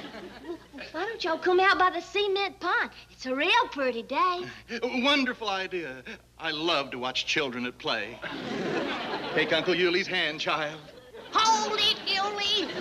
Ellie, run along. You know, sometimes you don't act 147. Oh, it's just when I see a beautiful girl in a bathing suit, it makes me feel young again. Well, why didn't you say so?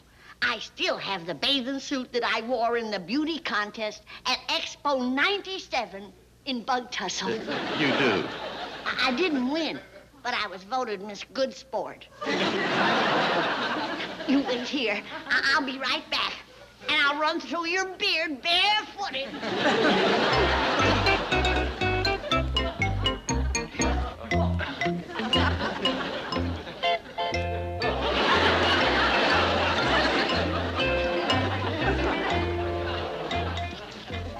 crazy, you doll. You still got it. A regular siren. Wait a minute. Have mercy. That old man in there's 147 years old. What if his heart ain't as strong as his liver? Let's dish it out a little at a time.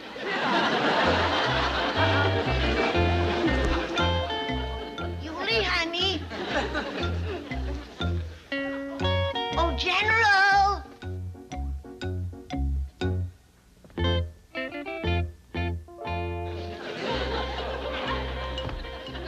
Why, that old duffer. He is fond of children. Does your daddy ever bounce you on his knee? Well, no, sir, General. Call me Uncle Yulie. You're tickling me. Well, I'm kind of tickled myself. That silly old man wasting his time with Shirley Temple when Theda Barrer's around.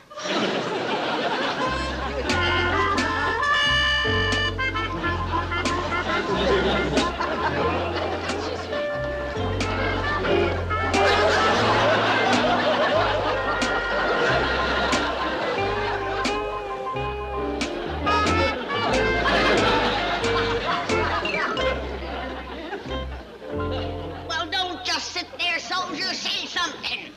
Put it on. Put it on. Come on, Granny. Let's go swimming. No, thank you, Ellie. But the General's gonna join you. Oh, no, I'm not. Oh, yes, you are.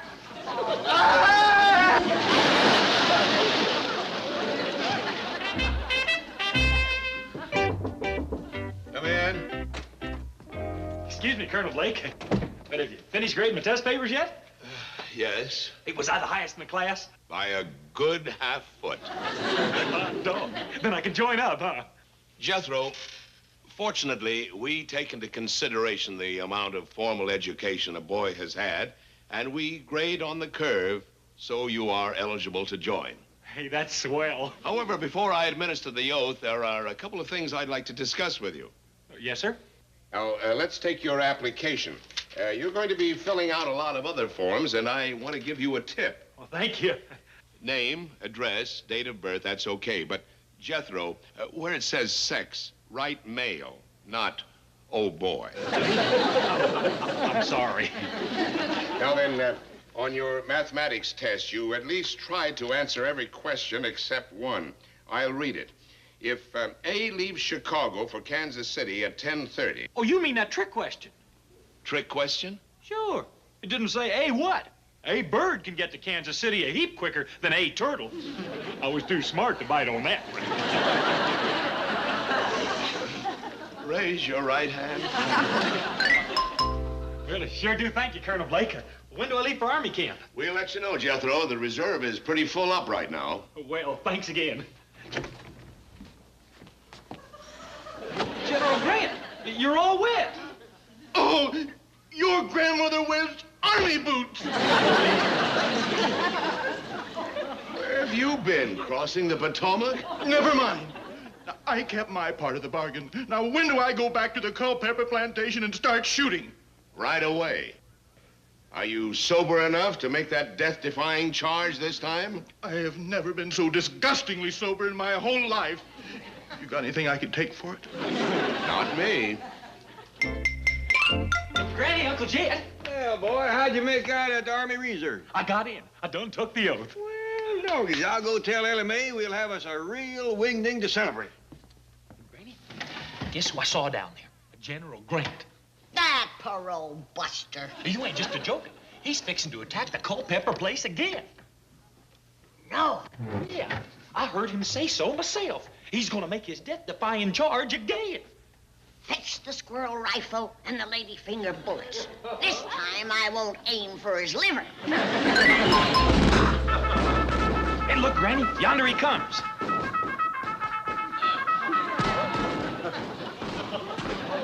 Okay, General, I give you your chance. Ow! Tell me to put it on, put it on. Come on, Jethro, let's go home.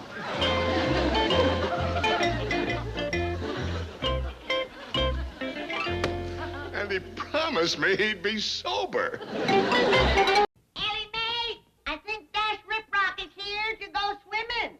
Come on down. Let me get the door, Granny.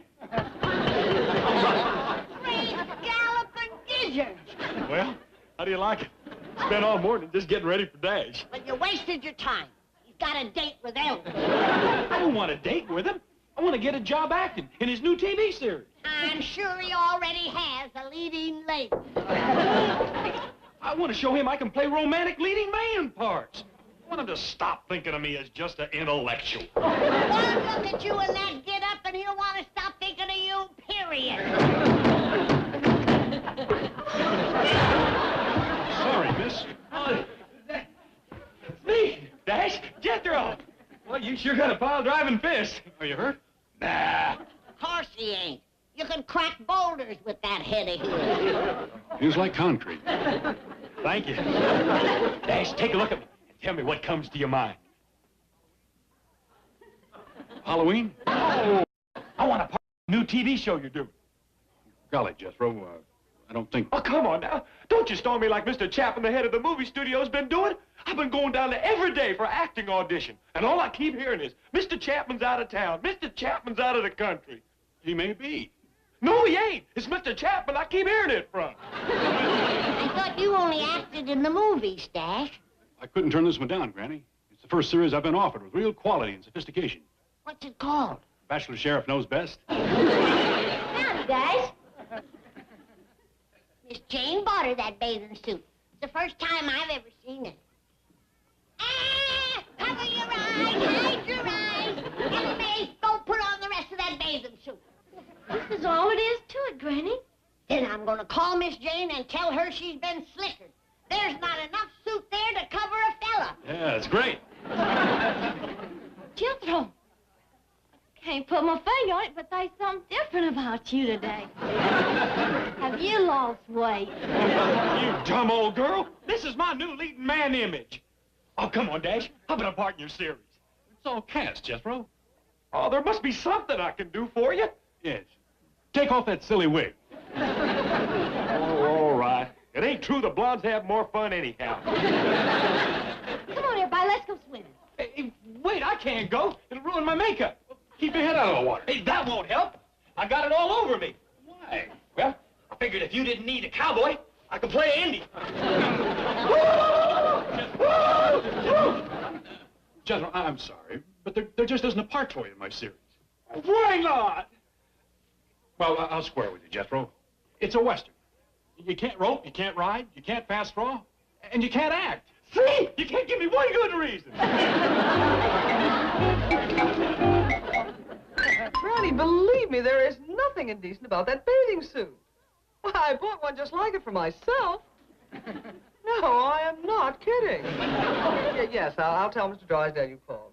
He's in a meeting with Mr. Chapman, the head of your movie studio. I don't know what they're talking about, but it must be money. When Mr. Chapman came in, he was crying.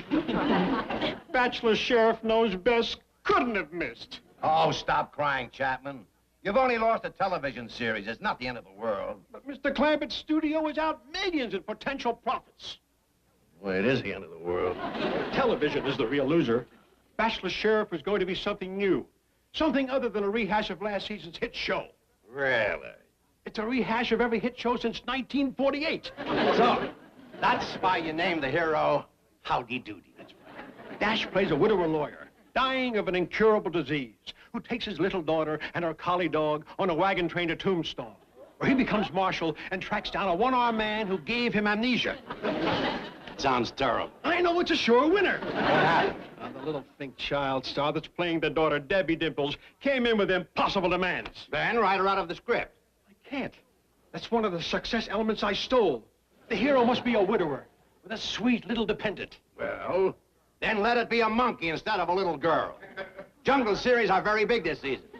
Yes, a monkey. You know, I was so busy stealing from the old shows, I forgot to steal from the new ones. Hold it. Rip Rock will never go for a monkey as his co-star. Don't tell him.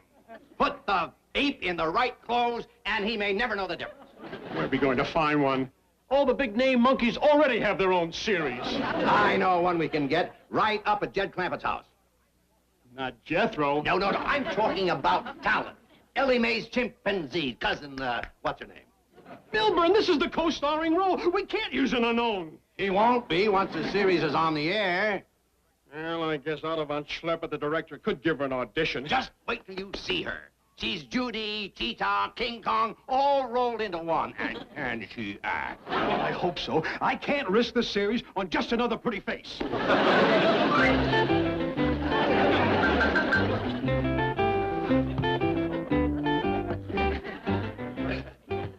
Gil, what are you doing out here in that skimpy bathing suit? Well, we's playing ball. Dash had to run back to the studio. Car coming. We got company. Get inside before they see your nakedness.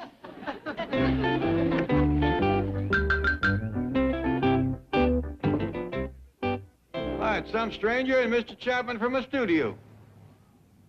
Well, it's about time.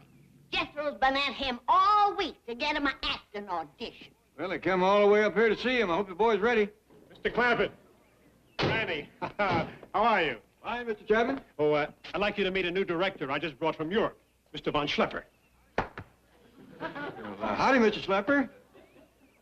It is Von Schlepper. All right, Von, you can call me Jake.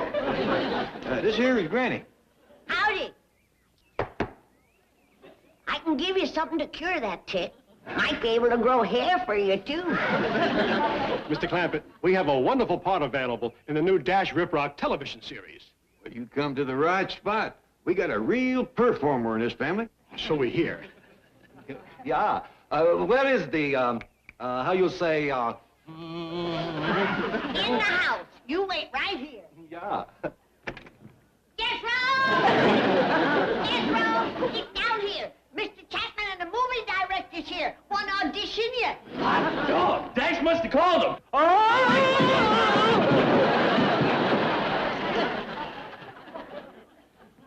Jethro was telling me about Dash's new TV series. Your coming by is going to make the boy powerful happy. Well, if this audition works out, we're all going to be powerful happy. Here, Jethro. Jethro, this is Mr. Schlepper. I mean, Von. And you know Mr. Chapman. Howdy. I'd like Ellie Mae to meet you.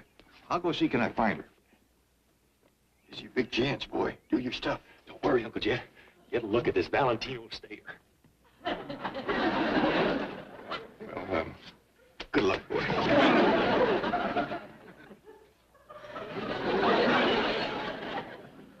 What is wrong with that Jethro? He looks like he ate a bad knockwurst. Never mind. Here comes the real monkey.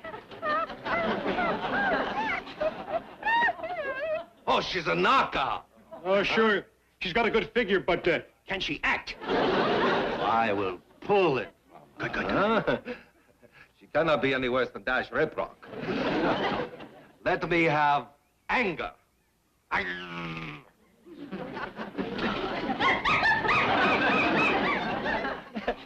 Now, show me sorrow.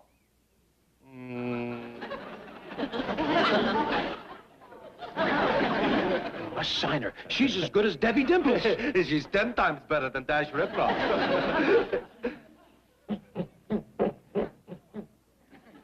Oh, God, who'd they come up here to audition? That blame monkey or me? Show me passion. Magnificent. A star is born. Does this mean a part in Dash Rip Rock's television series? The co-starring role. Hey, your uncle will have the contracts ready this afternoon. Yeah! What's wrong with that nut?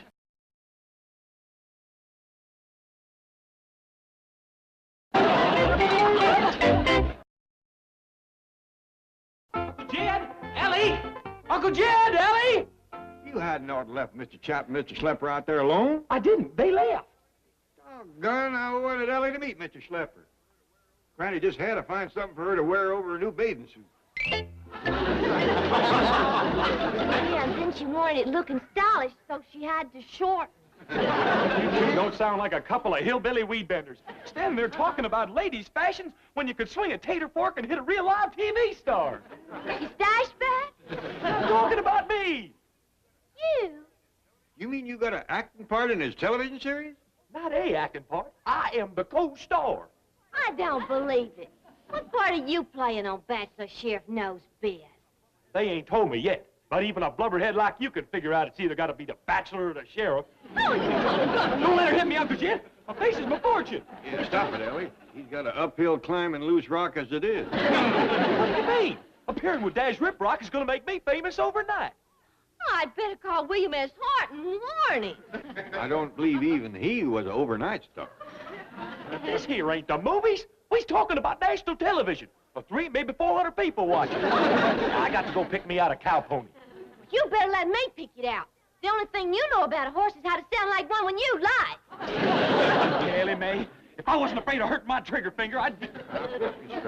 Boy, why don't you let Ellie pick you out a pony? She knows more about horses than you do. Well, all right. But it's got to be a white bronc. One that's just as smart as me. Well, that's going to be mighty hard to find. About the only horses that dumb is on a merry-go-round. Hello, Miss Hathaway. Oh, my gosh. Hello, you should have told me you were coming.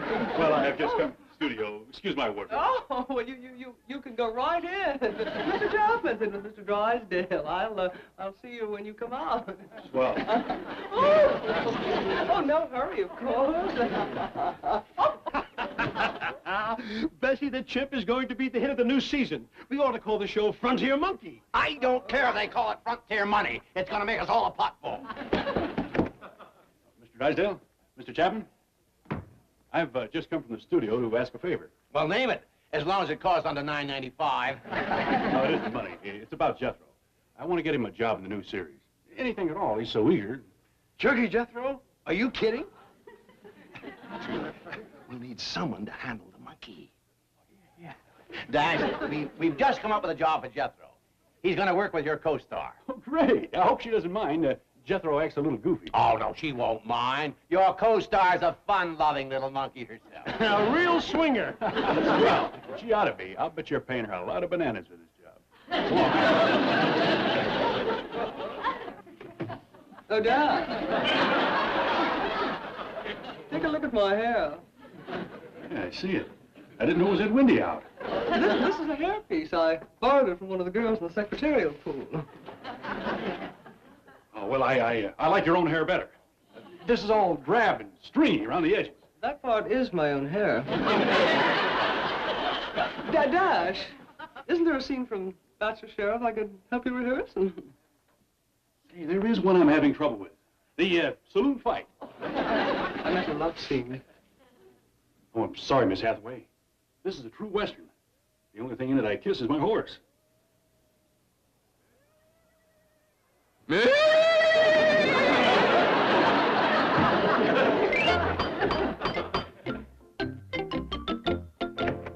Hello, Mr. Clampett.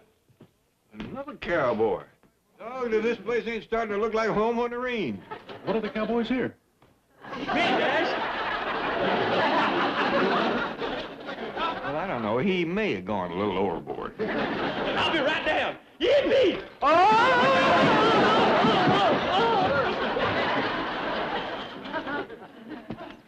Now I know why cowboys ride horses. You sure can't walk in these boots. You all right? I don't know. There's a sharp tingling sensation shooting through me. Well, I'll fetch Granny.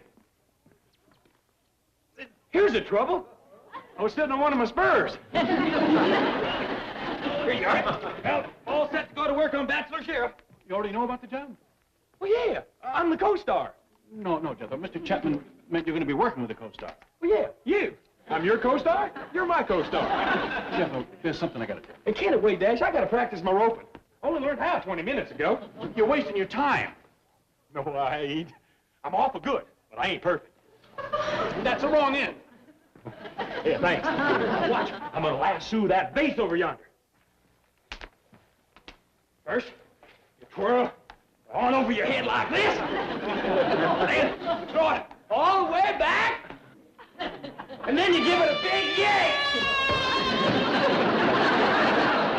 Doggone it, Granny, come back here. Uncle Jed, Granny run off with my lasso. Hey, Jethro, I found you the perfect horse. Great, I got my saddle out back. Is Is it a stallion? Is it white? Is it fast? If it can move at all, you better get on it and ride for your life. How come? Otherwise, when Granny climbs out of that rose garden across the street, you're going to get one humdinger of a saddle sore.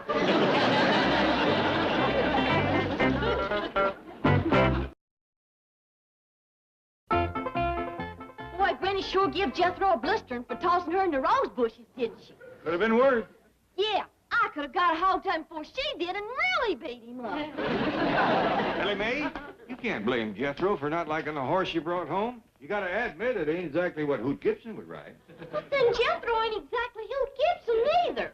Oh, you noticed that too, huh? Besides, I couldn't get old Boulder Belly a little white bronc. With him saddling on it, why, it'd be wore out in 10 minutes. Well, with this horse you got, what's on it ain't the worry. I'm just hoping what's under it holds up. Hey,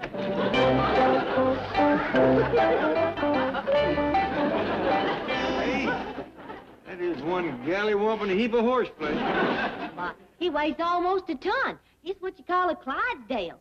I named him Clyde. You should have named him Oversized. That horse must stand 18 hands high.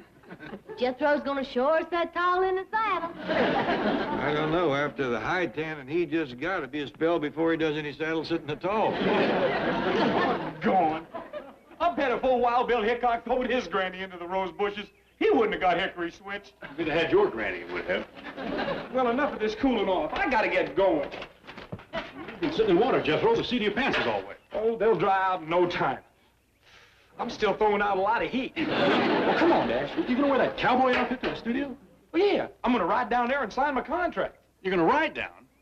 On that hairy elephant Ellie got for you? You mean Clyde? Why, sure. Ain't nobody gonna be looking at that freak when they got something like me to stare at. I see what you mean. I haven't showed you my fast draw yet. Well, go ahead, show me. You show me yours first. All right, count three. Three what? You know, 1, 2, 3. Oh, yeah. 1, 2, 3. Dash, you better play the part of the bachelor.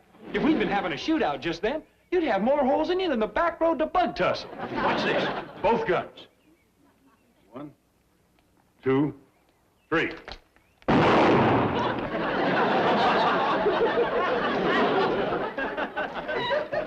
Fast, huh? Bet you didn't even see him come out of the holsters.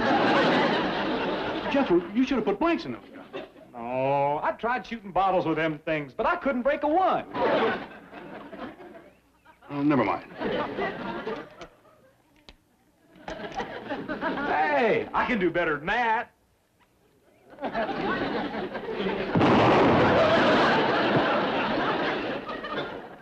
I think you better get up on your horse. We'll forget about the fancy gun play. Why, Dash? That was just an accident. I know, but another one like that and you'll be the first cowboy in history wearing open-toed boots. Whoa there. Whoa. Easy there, fella. Easy. Take it easy. Steady, big fella, steady. If that horse is any steadier, he'd be dead. Hey, stand back there. I gotta get down to the movie studio and have some publicity pictures took. Hey, how's my saddle look? Beautiful. Adios, amigo. Silicon Cardi. All right, big fella. Up, boy. Hi-ho, Clyde! I gotta change that name. Hi-ho, Clyde! Away! Pound them hoofs! Faster, boy! Faster! Fly like the wind! Could I talk you into a slow walk? No, you're just wasting your time. That horse ain't going nowhere. I know that. Do something. I got to ride my mount down to Mammoth Studios and sign my co-star contract. Well, I can't do nothing. Clyde's a draft horse. He won't move unless he's pulling a wagon.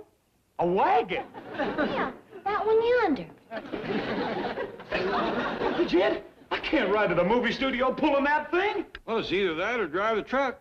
There's a choice for you. I'm a cowboy. I can't drive a truck down to the movie studio, and I sure can't ride a horse pulling that wagon.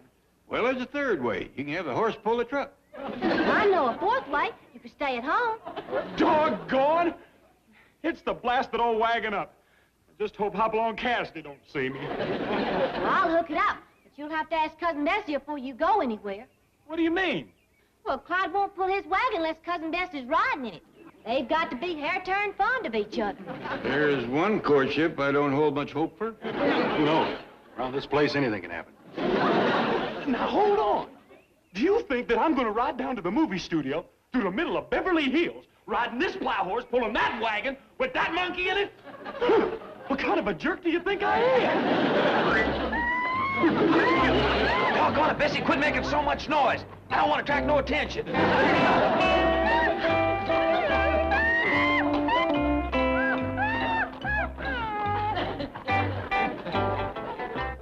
Where's that monkey, Larry? How should I know? She's supposed to be here. Hasn't even signed a contract, and already she's showing up late.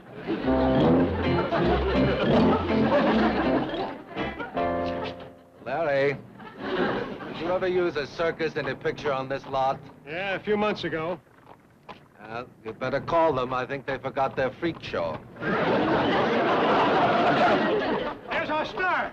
What an eyeful. What a knockout. Thanks, Vans. Hey, bananas. Hey, how'd you know I'd be starved? Hey! Oh, it's you again. How's your heartburn? Jethro? Say, what are you doing with that monkey? Carrying her to her dressing room. Nothing's too good for the co-star of Bachelor Sheriff Knows Best. She's a co-star? Bessie? That rare combination of beauty and talent. What about me? What about this outfit I bought for me? Well, if I were you, I'd hang on to it. You never know when they might need a replacement for Captain Kangaroo. I ain't no kangaroo. I'm a star. Anybody can tell I belong right here in show business just by looking at me. Hey, say, mister, I bet you know why I'm here. Yeah, and you're late. God! Well, Mr. Chapman, Mr. Slipper, come in. Jethro's been expecting you. Now, I hope he wasn't too upset about the misunderstanding over Cousin Bessie. He drove his wagon out of the studio at full gallop. The trash man didn't even have time to empty his second barrel. Jethro's all through wanting to be a co-star and dash a series. All he cares about now is Bessie making good. Oh, what a sweet boy he is. Hey, sure. Well, where is Bessie? We have the contracts right here. Well, just a minute. I'll fetch your agent. Her agent? That's right, sweetie. I'm Bessie's 10%er. So whifty bo deep.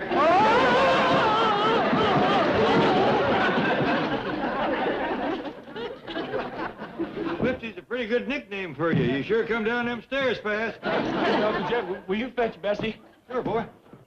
All right. Listen, you two. My client, Cousin Bessie, has got to have co-star billing, script approval, and an awful good hairdresser. Plus, she gets 10,000 bananas a week, which I get 10%, or 1,000 of them to eat for myself.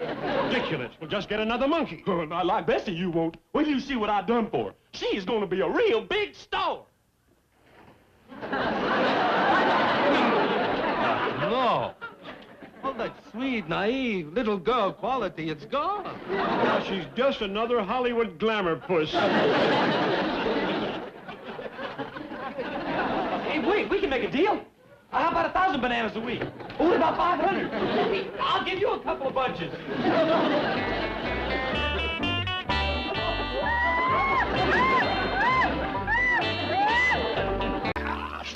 That goofy wife of mine. That's what I get marrying for love. Oh, well, I see it isn't heartburn. How much did she spend? $2,500 for a statue.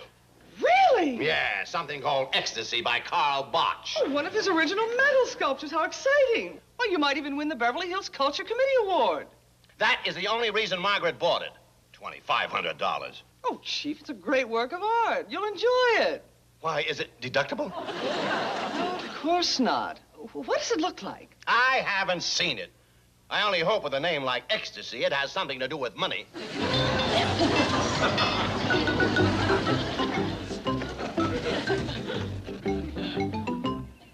Morning.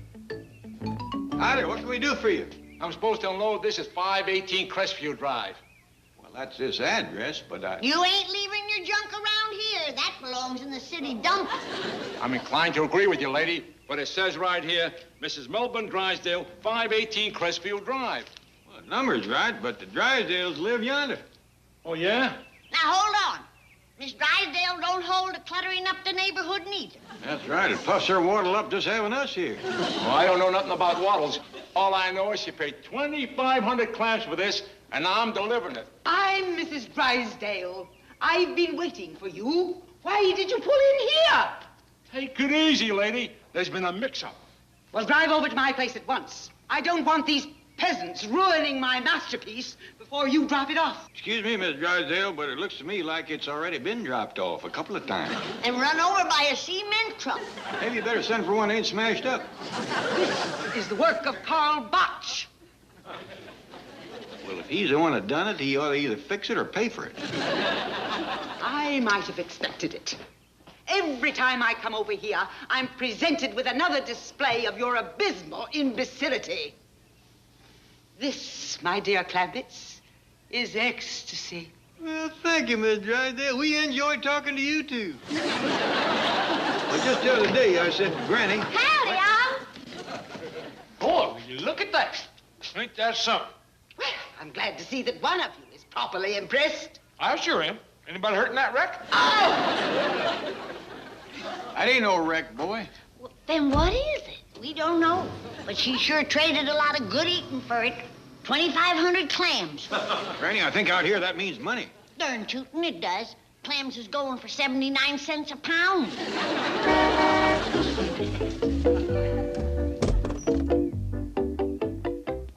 I hope the weird-looking thing on that truck isn't what I think it is.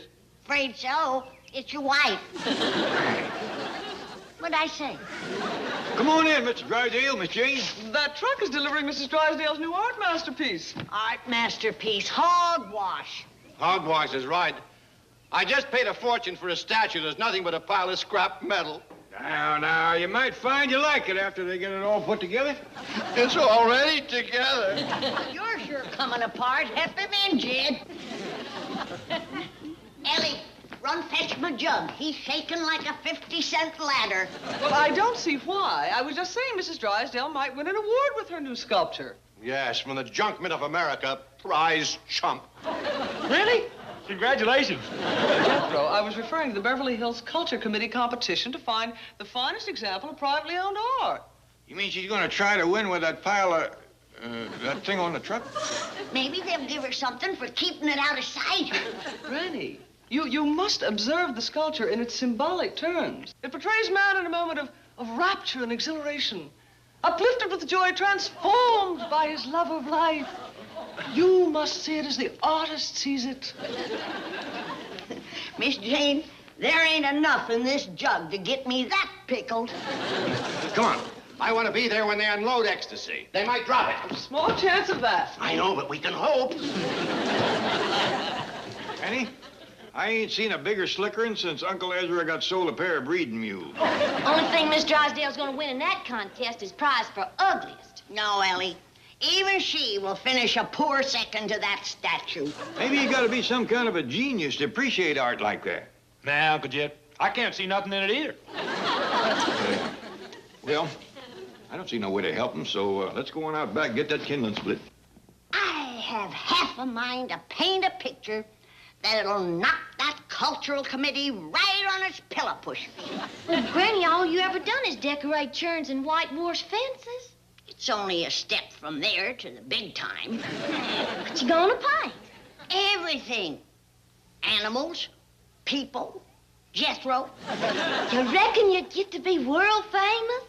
I wouldn't be a bit surprised. Art talent runs in my family. My late third cousin was a famous painter and poet. Who? Who? Great golly whoppers. I thought the whole world heard of Homer Gribble. He was an artist, huh? And poet. That man thought up and painted every Burma shave sign in Pike County. Why? Here's one of his works. When your beard is stiff and bristly, shave every morning and every night. Granny, that don't even rhyme. Homer always was ahead of the times. Run and get some brushes. I'm picking up where he left off. I only wish you was here for inspiration, Cousin Homer. But as long as you ain't...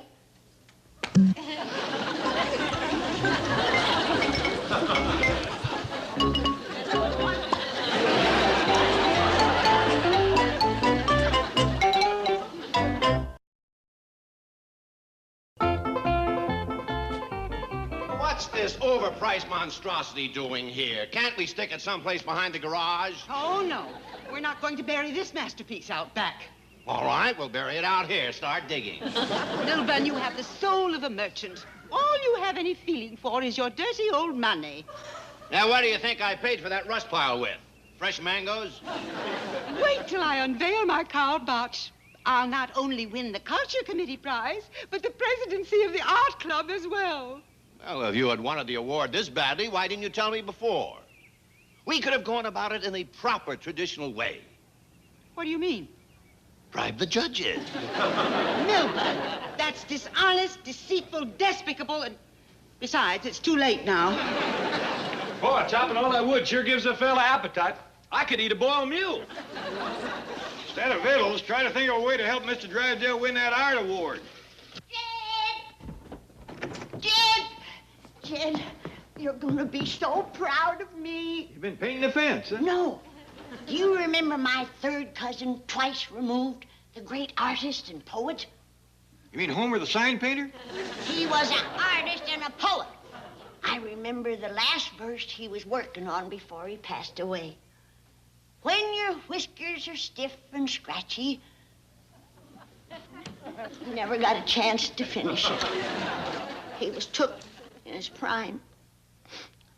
I figured that Homer's soul was so filled with beauty and spirit that he just couldn't hold to it. And his artist's heart just up and burst. Granny, he was painting signs too close to the road and got hit by a lumber truck. Well, I'm carrying on his work. I was going to do myself a painting for the contest. And then I said, what would Homer have done? So I'm giving my painting to Miss Drysdale so she can win. Well, that's sweet of you, Granny. Yeah. Jethro! What are you doing? You always said when you was making up cakes that I could lick the mixing bowl. There was enough batter for 2 cakes in that bowl. It was awful good, too. Just a waste of time to bake it. I want to see your picture. What's it up? Jethro! I've done them from memory. Well, ain't that something? From memory, huh? It weren't hard. I just closed my eyes and painted the big food chute like I remembered him. That means Jethro to me. That's the one you want to give the Drysdales, huh? Should be a shoe-in winner for them. Best thing I ever done. Ain't it the only thing you ever done? Yeah, but Homer was guiding my hand.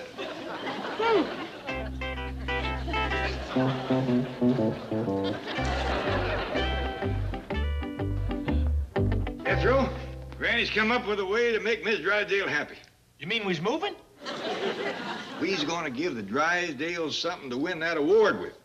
A real art masterpiece. Forget it, Uncle Jed. I seen Granny's painting. Who ever heard of a railroad tunnel with teeth in it? I'm not talking about that. Come on.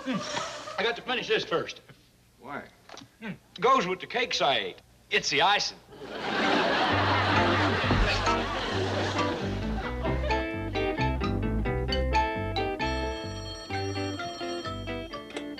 A. Allen Art Gallery. A. Allen speaking. Oh, yes, my dear neighbor, Mrs. Fisk.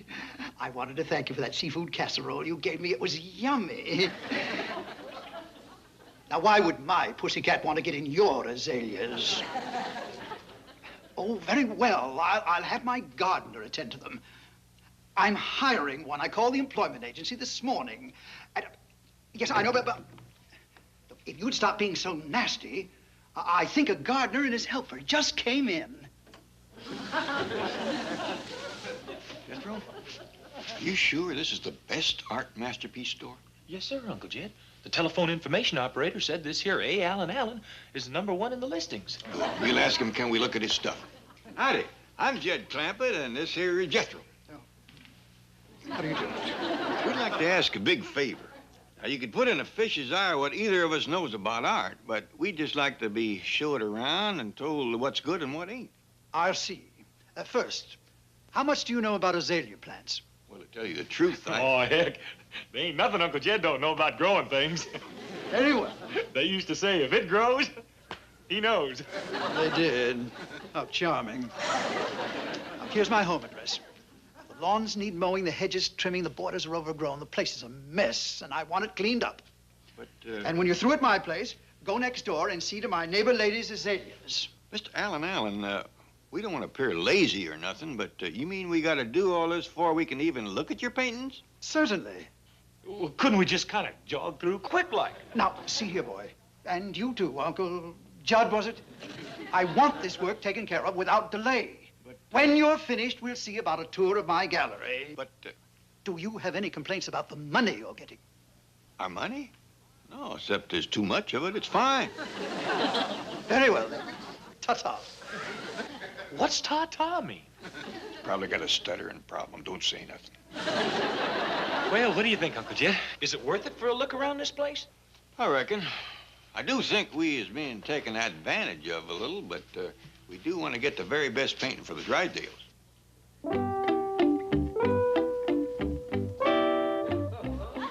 He must keep his masterpieces someplace else. Oh, sure. Well, none of these paintings is even finished yet.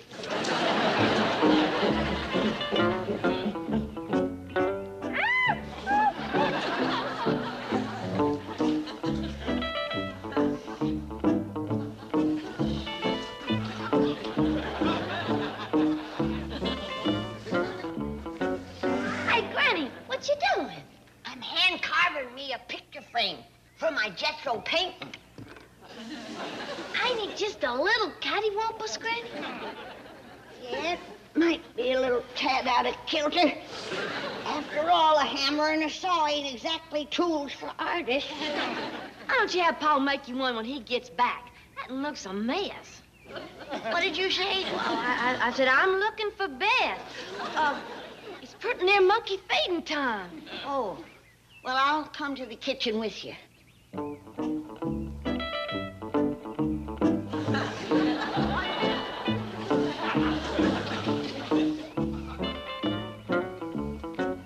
I've got to use something other than a butcher knife. It ain't no good for artistic carving. What you gonna use? I think I'll make better time with a potato peeler. Hey! You hairy little tree toad! I'll pluck you bald all over. Look, she ruined it. She spoiled my masterpiece. Why did she do it? Why? Well, Granny, I reckon Bessie don't know much about art, but she knows what she likes. There goes my chance to be world famous. There's only one of those in any artist. Sorry, Homer. At least Miss Drysdale still got a chance of winning. It's a pretty fair likeness of some blue bananas. Bananas? That don't look no more like bananas than that statue of hers does a man. Is that what that junk heap's supposed to be? Well, she just might as well cover it up and forget it. Ellie, you said cover it up. Ellie, you and me is gonna fix Miss Drysdale's statue. Fix it? Well, I bet you Miss Drysdale won't even let us near it. I bet you Pa won't like the idea neither. I bet you you're wrong, 'cause nobody's gonna know that we is doing it. Come on.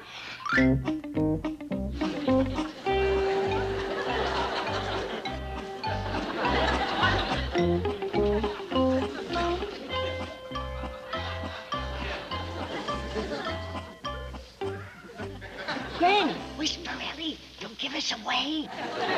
Drysdale's got the statue covered up. Yeah, probably ashamed of it. Hadn't we better go and get the mud? Yeah, and remember, walk like a corn shock.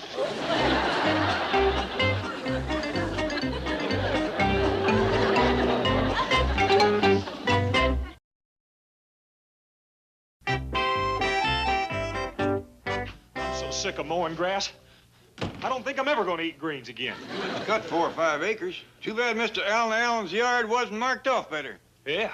If that ball hadn't hit me on the head at the 9th hole, I'd still be mowing that golf course next door. Well, twixt that and the 2 yards we cleaned up, I believe we've earned our favor from you, Mr. Allen. Oh, Mr. Clampett, there's been a terrible mistake.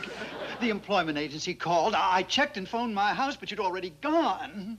Oh, it's awful. A man like you, a man with all your money mowing my lawn. Don't worry, I think we've done a pretty good job. It's not that. What can I do for you? Oh, my gallery's at your disposal. Well, we's looking for a real good painting to buy. The best one you got. Oh, well, I have just the thing. One of our most celebrated artists, Juan Hypo.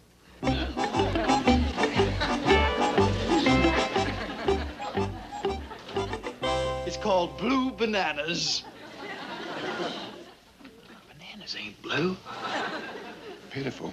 Looks like something a monkey would paint. It's priced at only $1,500. Well, we were looking more for painting of something real. You know, people. Maybe a horse. Ah, you mean a painting of Van Gogh, Toulouse-Lautrec, Cezanne, Modigliani. That's an awful long name for a horse. You know, I think I have just the thing for two gentlemen.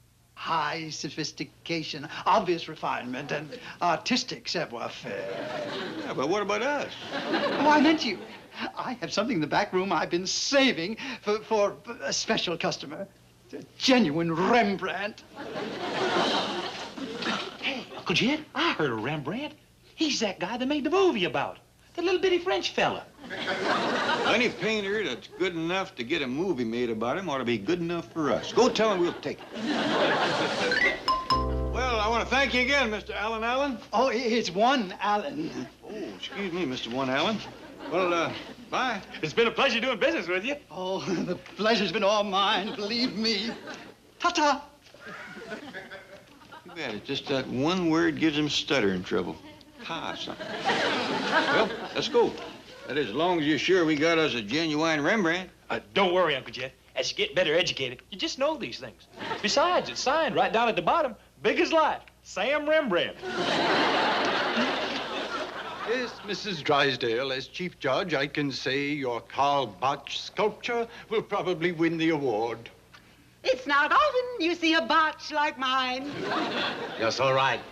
I'm a great admirer of Karl's. He's so modest about his work. Says he owes everything to a painter he knew as a boy. A chap named Homer Gribble. Well, I'm quite busy, and I know you want to get started with your judging. Yes, and we're so fortunate to have Mr. Curtis for the contest. He's so astute and discerning, so clear-sighted.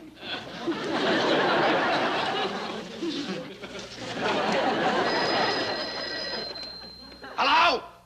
Oh, Mr. Clampett. Oh, what a surprise. Who? Oh. What's you?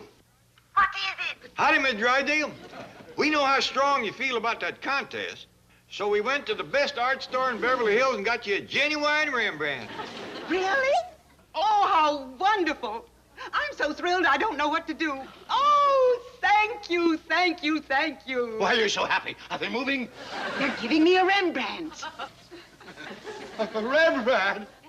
His paintings cost a fortune. He's the Dutchman that cut his ear off. You oafish moneylender. That was Toulouse-Lautrec. Mr. Clampett, could you bring the painting over to the house and place it near my sculpture? Good. I'm going to unveil them in about an hour, and I want you as my guests. Oh, no, not at my place. Can't you just look over the hedge? Fine. Ta-ta.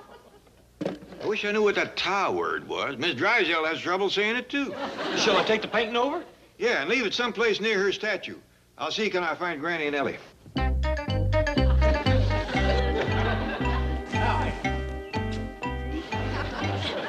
I swear them corn shocks was moving. Heck, everybody knows ain't got no corn shocks in Beverly Hills, especially moving ones. I must be seeing things. Oh, excuse me, mister. For a minute there, I thought you was a corn shock. Uncle Jed? Hey, Uncle Jed! Looky there. There's little cupids with wings on. And that's all they got on. I bet they found it in the attic to give to Miss Drysdale. We ain't giving nobody nothing that looks like that. I gotta get to my paint. Homer, I'm sorry to bother you, but I need your help again. Before we unveil my Karl Botch and my Rembrandt, which I haven't even seen myself yet. May I say how delighted I am to have as our art critic, Mr. Harold Curtis. Thank you, kind lady. Time for the unveiling. Well, at least they got a chance of winning now. Yeah, wait till you see the painting we got him. I did. Shame on both of you. What are you talking about? Nothing. Just keep your eye on the statue. I already seen it. That's what you think.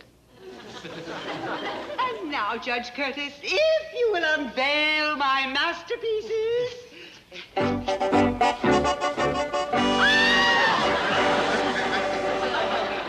My original botch and my Rembrandt. My Rembrandt, it's ruined. My Sam Rembrandt. Sam Rembrandt? Granny, what'd you do to that statue? Oh, it's just mud, Paul. It'll wash off after she wins. Gotta admit it's an improvement, but you should... Oh, look, Miss Drysdale won. He's giving her the prize. Mrs. Drysdale, you trailblazer of the arts, I hereby present you with the Culture Committee Award. You're not serious. For these? Oh, no, for that. The abstract. You mean what Bessie is holding? Ah, it's magnificent. And it's easy to see who Bessie belongs to. You have a very lovely daughter. How about that? Beat out by a monkey. Thanks for nothing, Homer. Now, coming into view on your left is the tennis court, which Mr. Clampett converted into a stock pen and filled with cows and goats and chickens. Yes, for 2 years, Mr. Clampett has been the center of controversy in Beverly Hills. Now it appears he has become a center of controversy in nearby Hollywood, where, through his banker, he has obtained control of Mammoth Pictures, one of the pioneer movie studios. Now, Mr. Clampett finds himself torn between those who wish to preserve this historic motion picture landmark and those who wish to tear it down, namely his banker, Mr. Milburn Drysdale. Mammoth Pictures is losing money, and it's tying up a valuable parcel of real estate. I say let's bulldoze it and build Clampett City. And now, speaking from her office in Hollywood is someone who opposes Mr. Drysdale's views, the famous columnist, Miss Hedda Hopper. I have not met this Eastern financier, Mr. J.D. Clampett, but I would like to say to him that Mammoth Pictures is more than just a valuable piece of real estate. It's a priceless chapter of Hollywood history, written by stars whom the world will never, never forget. I intend to seek him out and do my best to convince him that a studio so rich in memories should and must be preserved. Thank you, Miss Hopper, and good luck. Now, I say good luck because our news staff has been unable to locate Mr. Clampett. He and his family have dropped from sight just when the fate of the studio hangs on his decision, particularly the western set located here on the back lot. It is here that Drysdale has announced that he will begin construction. Now, will this movie set be replaced by 40-story skyscrapers? Only Mr. Clampett can answer that question, and he has disappeared. And on that note of mystery, we return you now to our studios. This is Bill Baldwin in Newscopter 1.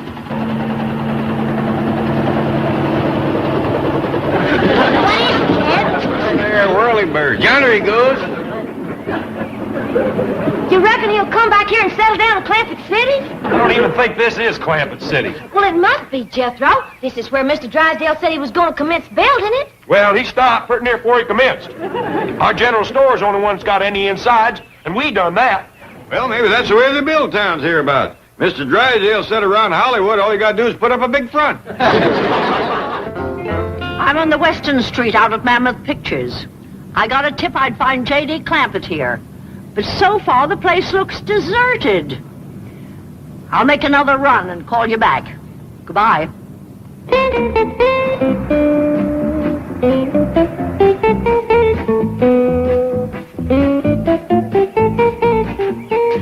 Granny!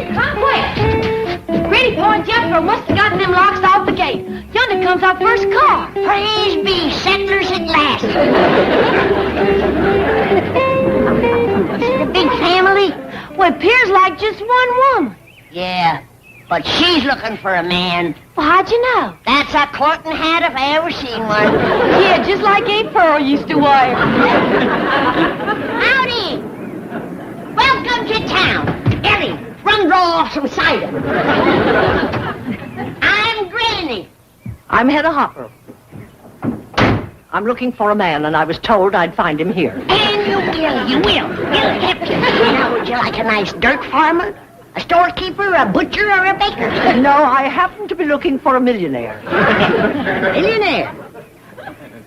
Well, honey, you better lower your sights a little. What? Well, at your age, if you can't get cream, don't turn down milk. I'm afraid I've come to the wrong place. Thank you. Oh, come on now. I'm sorry I ruffled your feathers. Come in and have a glass of cider. It'll help you find a man. The only man I'm interested in finding is Mr. J.D. Clampett. Oh, so he's the millionaire you got your courting hat set for. My what? Your courting hat.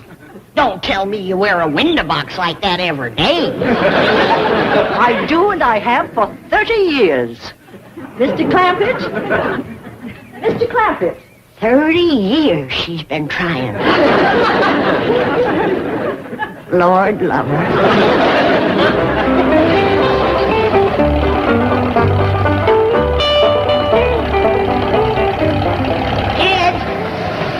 Ted!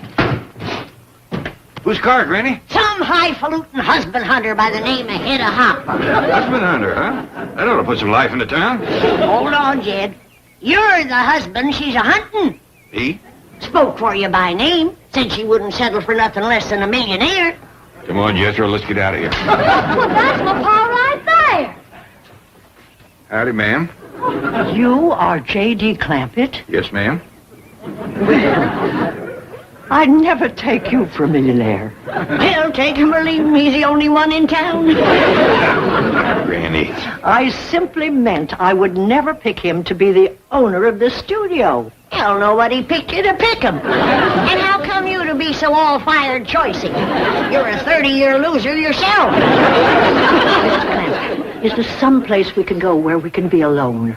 Ma'am, you don't want to be alone with me. I do. I must talk to you. Let's take my car and go for a drive. I'll show you Hollywood. We'll share its history and romance. Ma'am, if it's a drive you want, let's go in my car. Jethro will be alone. To do the driving, I mean. To leave us free for talking and sightseeing. Here, Jethro, help Miss Hopper to hop on. Come on, Hopper. Here we go. There. You can see Danny from up there. Oh, can we get to Hollywood in this? You betcha we can. Jethro knows a shortcut. Let her rip, boy.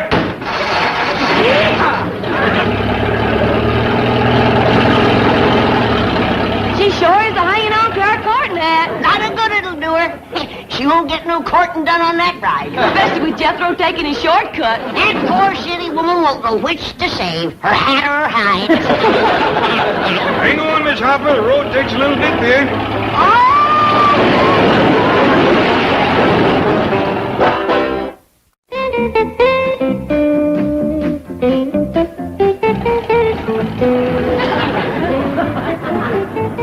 Well, here we are, Miss Hopper, safe and sound. Yes.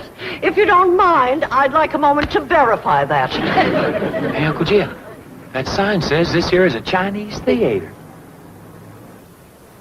You reckon she's fixing to show us a Chinese movie? I sure hope not. I know it's kind of late to be telling you, Miss Hopper, but me and Jethro don't speak Chinese. Only the architecture is Chinese. This is one of the famous Hollywood landmarks I was telling you about. Oh, I see. Now, Mr. Clampett, I want you to walk up there into that forecourt and look at those footprints in the cement. And then what I have to say will mean so much more to you. All right. Come on, Jethro. Oh, ain't you coming, Miss Hopper? No, I'll just sit here and catch my breath. All right. And hope that Luella Parsons doesn't drive by and see me. I wish you'd look at this. Somebody has sure gone and messed up this poor man's cement. Looks like there was a whole bunch of them. Bold rascals, too. Wasn't enough for them to go tromping through it with their feet. They had to stick their hands in it, too, and write their name. Uncle Jed, it was movie stars that done this. No. Yeah, look at here. Well, I'll be doggone. Good luck, Sid. Douglas Fairbanks. Hey, who you reckon Sid is? Don't know. Hey, and look at there. Look at right there. Mary Pickford. Well, I can't believe it. Mary Pickford. Clara Bow, yeah. She's a little cut up, frisky as a kitten. But sweet little Mary. Hey, Uncle Jed, come here. Look at this. Come here. Right there. Tom Mix. Why, even his horse stuck his foot in the cement. Old Tom must have dropped his gun in it, too. There's Norma Talmadge. Gloria Swanson. Bill Hart was in on it, too. Hey, and there's some woman by the name of Betty Grable. Stuck her whole leg in it.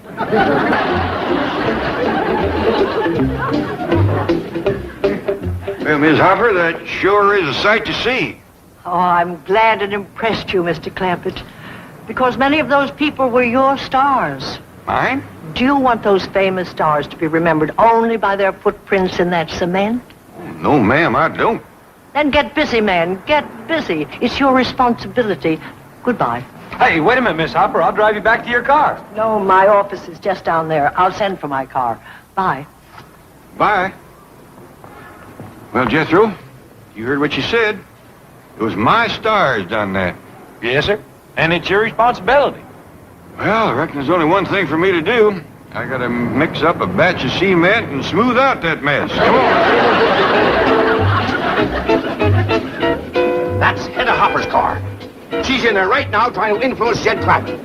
Well, by golly, I'm not going to tolerate her interference for 1 second longer. She's coming between my bank and millions, and she's going to get clobbered.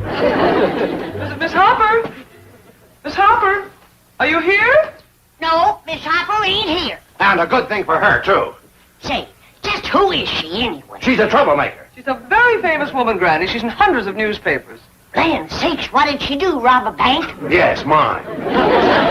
Miss Hopper writes for the newspapers, Granny. All about movie stars. Do tell. You reckon she knows him well enough to talk to him? Oh, indeed she does. You reckon she talked to one of them about making a movie for Jed's studio? Oh, I'm sure of it. Who is it? Lillian Gish.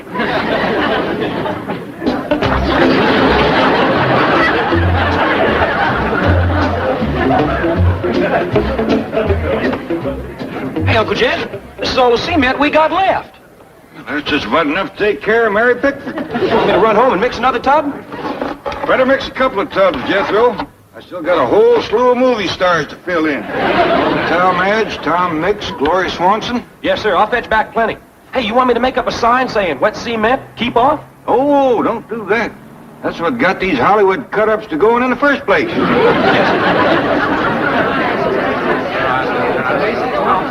Folks, would you mind to step back a little? You're standing right on Mary Pickford.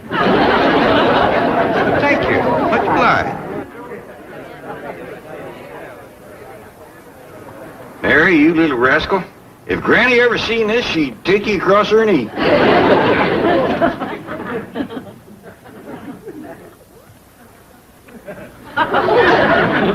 Be kind of careful, would you, Mr. Policeman? We've had a lot of trouble with folks tracking up wet cement around here. You know whose footprints you're covering up? Do you? It's Mary Pickford.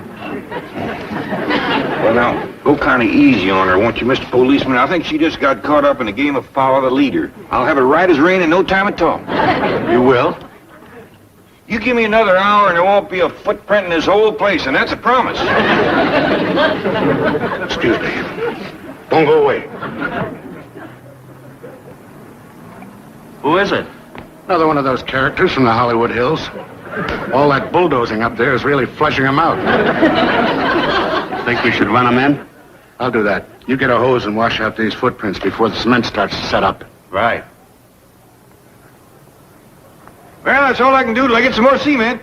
Oh, well, in that case, why don't you come down to headquarters with me? What for? Oh, there's some people there who would like to talk to you and take your picture and your fingerprints. Well, thank you, but it ain't me that deserves the credit for this. It's Hedda Hopper. Hedda Hopper? Yeah, she brung me here and gave me the idea. Really? Well, in that case, we'll stop by and pick up Miss Hopper, too. Oh, good, because I want her to have the praise. Well, we'll see that she gets it. Careful of the wet cement, folks.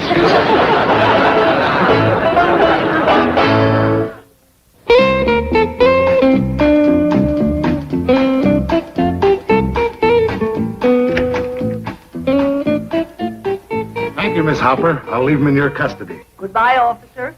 I think I see what you mean now, Miss Hopper. It's up to me to make the kind of pictures that these folks used to make. Well, that's it exactly. Great pictures with great stars. Bring back those days when Mammoth was the pride of Hollywood. Did Bill Hart make pictures there? Right on the very street where Mr. Drysdale wants to bulldoze. He used to hitch his horse where your general store is now. Well, doggy. Miss Hopper, we're going to do what you say. Make great pictures with great stars. Oh, bless you, Mr. Clampett. Well, I'm afraid that'll have to wait, ma'am. I got work to do. That's what I thought, Jed. But Bill Hart don't make movies no more. You don't? Nor John Barrymore, nor Nita Naldi, nor Rudolph Valentino. None of them big movie stars. Gonna be harder than I figured to make them great pictures. But I give my word to Ms. Hopper, so one way or another, it's got to be done.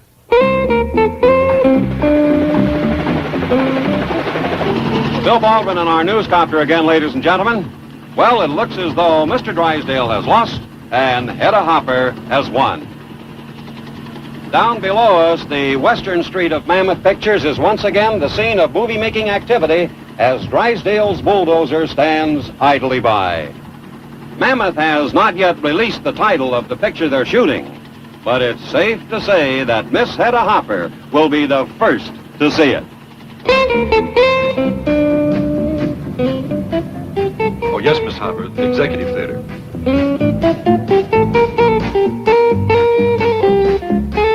Sit down, Miss Hopper. Hope you're going to like our picture.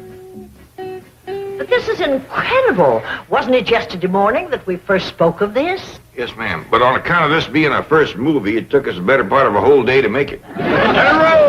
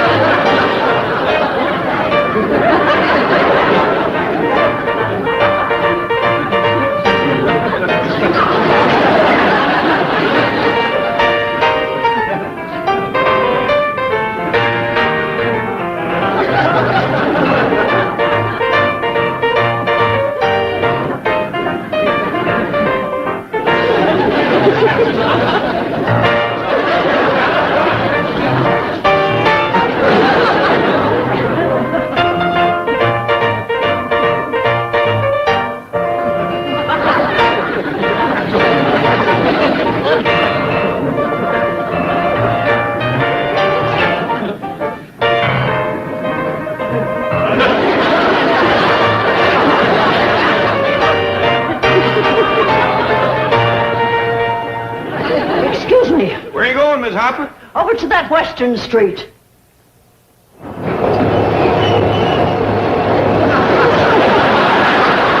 Someday Hollywood's going to thank me for this. Charge!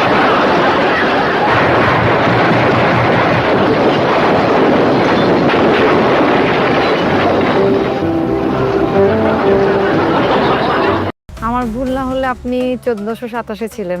জি, আপনার সাথে আসছিলাম audition দিতে। আমরা আপনাকে কেন share রাধুনী season 8-এ select করব? You have 30 seconds আমাদেরকে convince করার জন্য।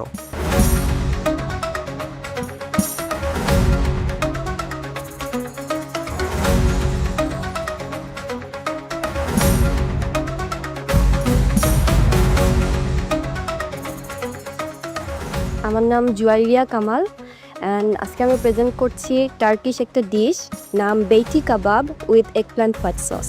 আমার ভুল না হলে আপনি 1427 ছিলেন। জি, আপনার সাথে আসছিলাম অডিশন দিতে। খুব ভালো লাগছে দেখে আপনাকে আজকে। Very nice presentation. Thank you, sir. Tomato chili oil tub is this, right? The oil. এই পার্টটা কি?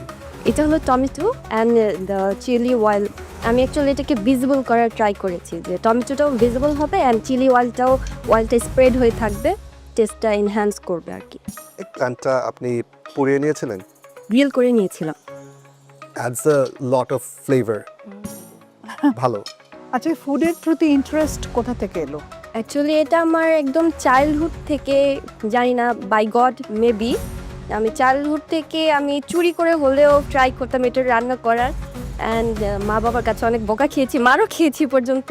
করতে করতে এই পর্যন্ত আসা। এখন মোটামুটি বাসায় কোনো গেস্ট আসলে, আমার শ্বশুর বাড়ি হোক মার বাসায় হোক, স্পেশাল কিছু রান্না হলে আমি আর কি ওখানে। আপনি এছাড়া আর কি বানাতে পারেন? বেঙ্গলি সব খাবার মোটামুটি পারি অ্যান্ড তার সাথেও আর কি ফিউশন কিছু ফুডও ট্রাই করেছি। ডিজার্টও পারি মোটামুটি। বেঙ্গলি যেমন পায়েস আমরা নর্মালি খাই, পায়েস, সুইটস যেগুলো হয়, রসমালাই, তারপরে জিলাপি, তারপরে হলো রসগোল্লা। ইন্টারন্যাশনালি আমাদের যেমন cakes, red velvet cake, vanilla cake, chocolate cake, তারপরে মোকা, তারপরে হলো তিরামিসু। এটা অ্যাকচুয়ালি আমি ট্রাই করিনি, বাট যতটুকু আমার আইডিয়া আছে আই ক্যান মেক ইট। যদি আপনাকে আমরা ওয়েটিং কার্ড দিই, রেজাল্ট তো পরের কথা। জি জি। মানে এবারও কি ওই ধরনের কোনো ইস্যুস হবে যে যেতে পারবো না বা ওটা আমি ইনশিওর করে এসেছি। আচ্ছা আচ্ছা। ফাইনাল কোয়েশ্চেন এটা, আমরা আপনাকে কেন শেয়ার রাধুনী সিজন 8-এ সিলেক্ট করব? ইউ হ্যাভ 30 সেকেন্ডস আমাদেরকে কনভিন্স করার জন্য। শেয়ার রাধুনী হওয়ার জন্য যে যোগ্যতাগুলো দরকার, লাইক প্রেজেন্টেশন, হাইজিন মেনটেন, রান্নার স্কিল, সো আই থিঙ্ক আমার মধ্যে এই স্কিলগুলো আছে। I think so, that's why আমি বলবো যে আমি আপনাদেরকে নিরাশ করব না। আমরা আপনাকে নিরাশ করব না, আমরা আপনাকে একটা ওয়েটিং কার্ড দিব। ঠিক আছে, চলে আসেন। Thank you.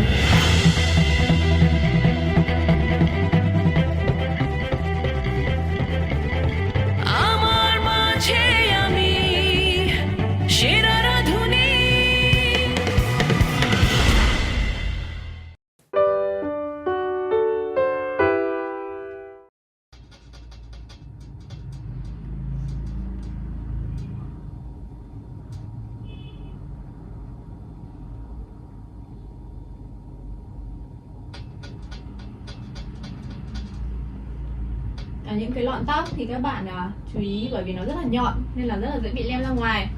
Các bạn để tô thật là cẩn thận nhé.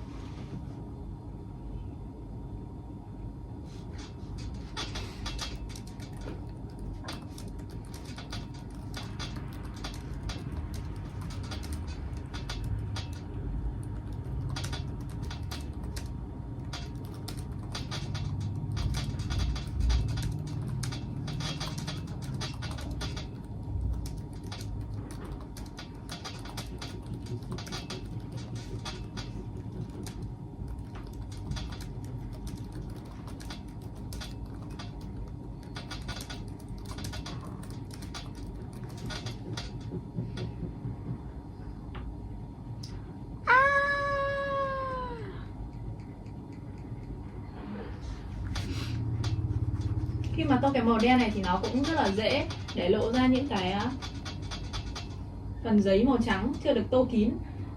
Thì các bạn nhớ tô thật là chặt tay và tô đều màu để cho nó không bị lộ ra nha.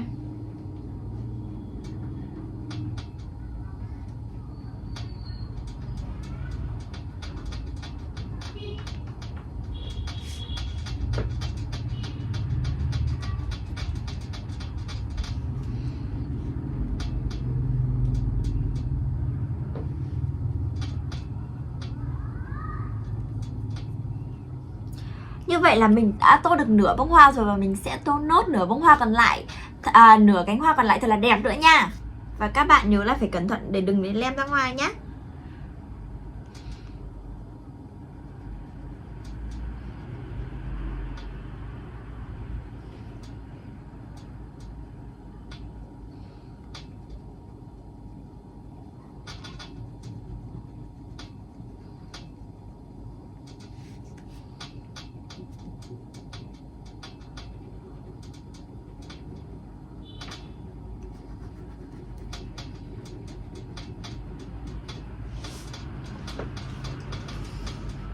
Ở phần trên đỉnh đầu này có rất là nhiều các cái chỏm tóc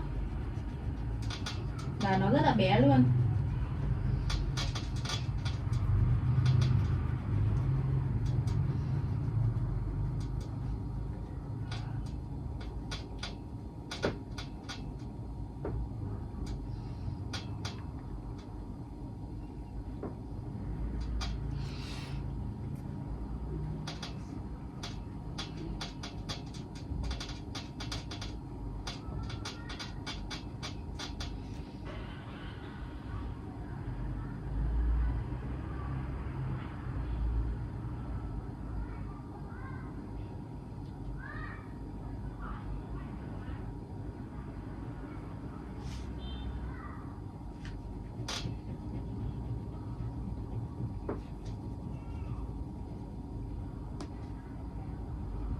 Bị em sao nhỉ?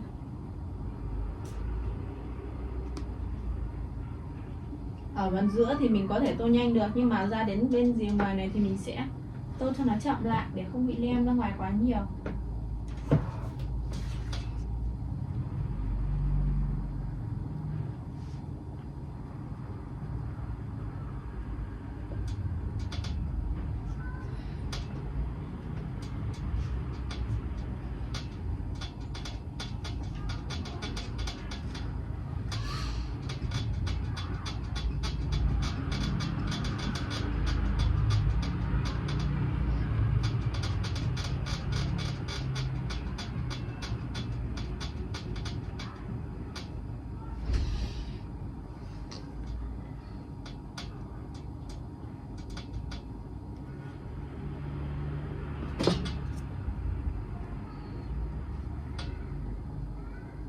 Mình sẽ tô nốt phần mái này nữa là đã hoàn thành xong.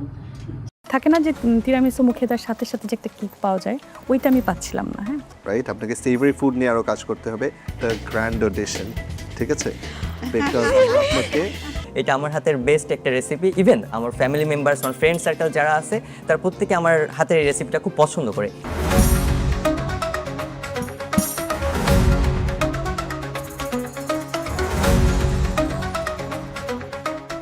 কি নাম আর recipe কি কি আনা হয়েছে? আমার নাম আতিকা বিনতে জিল্লুর রহমান। আমি আজকে এনেছি তিরামিসু আর এছাড়াও চিজ কেক এনেছি। সেটা আমি ড্রাগন ফল দিয়ে আর কি ফিলিংটা দিয়েছি, উপরের ফিলিংটা। আচ্ছা, কেন সেরা রাঁধুনিতে আসা হয়েছে? দেশের সবচেয়ে বড় কুকিং শো, অবশ্যই এই কারণে। ডেজার্ট ছাড়া আর কি বানাতে পারো? বিভিন্ন কুইজিন সম্পর্কে ভালো আইডিয়া আছে। দেশি কি কি খাবার বানাতে পারো? এমনি রেগুলার রান্না, মাছ, ভাত, তরকারি, ভর্তা, যে কোনো জিনিস আর কি। আচ্ছা, মোচা আর থোর এর মধ্যে পার্থক্য জানতে চাই। কোনটাকে মোচা বলে, কোনটাকে থোর বলে? ম্যাম দুইটাই তো সেম। নো, আমাকে বিদেশি 5টা কুইজিনের 5টা ডিফারেন্ট আইটেমসের নাম বলতে হবে। যেমন ইন্ডিয়ান কুইজিনে আছে গোলাপ জামুন, আমরা কোরিয়ান কুইজিনে দেখতে পাচ্ছি কিমচি, আর জাপানিজ কুইজিনে ওরা একটা বেন্টো বক্স করে থাকে, মেক্সিকোতে ওরা হচ্ছে স্প্যাগেটি, আর হচ্ছে আমেরিকান কুইজিনে ওরা কি খায়, ওরা বার্গার, দোসা। থাকে না যে তিরামিসু মুখে দেওয়ার সাথে সাথে যে একটা কিক পাওয়া যায়, ওইটা আমি পাচ্ছিলাম না। হ্যাঁ, বাট টেস্ট গুড। হ্যাঁ, আর সবচেয়ে বড় কথা প্লেটিং খুব সুন্দর। কি করেন আপনি? আমি মূলত অনলাইন কেক সেলার। 5 ফোড়নের 5টা মশলার নাম। তেজপাতা, 5 ফোড়নে ও গোমরি, ঠিক আছে, সরিষা, শুকনো মরিচ, মেথি, ইয়েস 3, আর দুটো কাছাকাছি চলে এসছে। কালো জিরা, Yes, আর 4, হচ্ছে জিরা, মিষ্টি জিরা। Very nice. আপনার plating, taste, everything very nice, but আপনাকে আরও কাজ করতে হবে, রাইট? আপনাকে সেভারি ফুড নিয়ে আরও কাজ করতে হবে। অ্যান্ড ফর নাও সেভারি ফুড নিয়ে কাজ করতে হবে ফর দ্য গ্র্যান্ড অডিশন, ঠিক আছে? বিকজ আপনাকে ওয়েটিং কার্ড দিচ্ছি এখন, ঠিক আছে? বাট আই হ্যাপি, কিছু তো পাচ্ছি। চলে আসেন। Best of luck.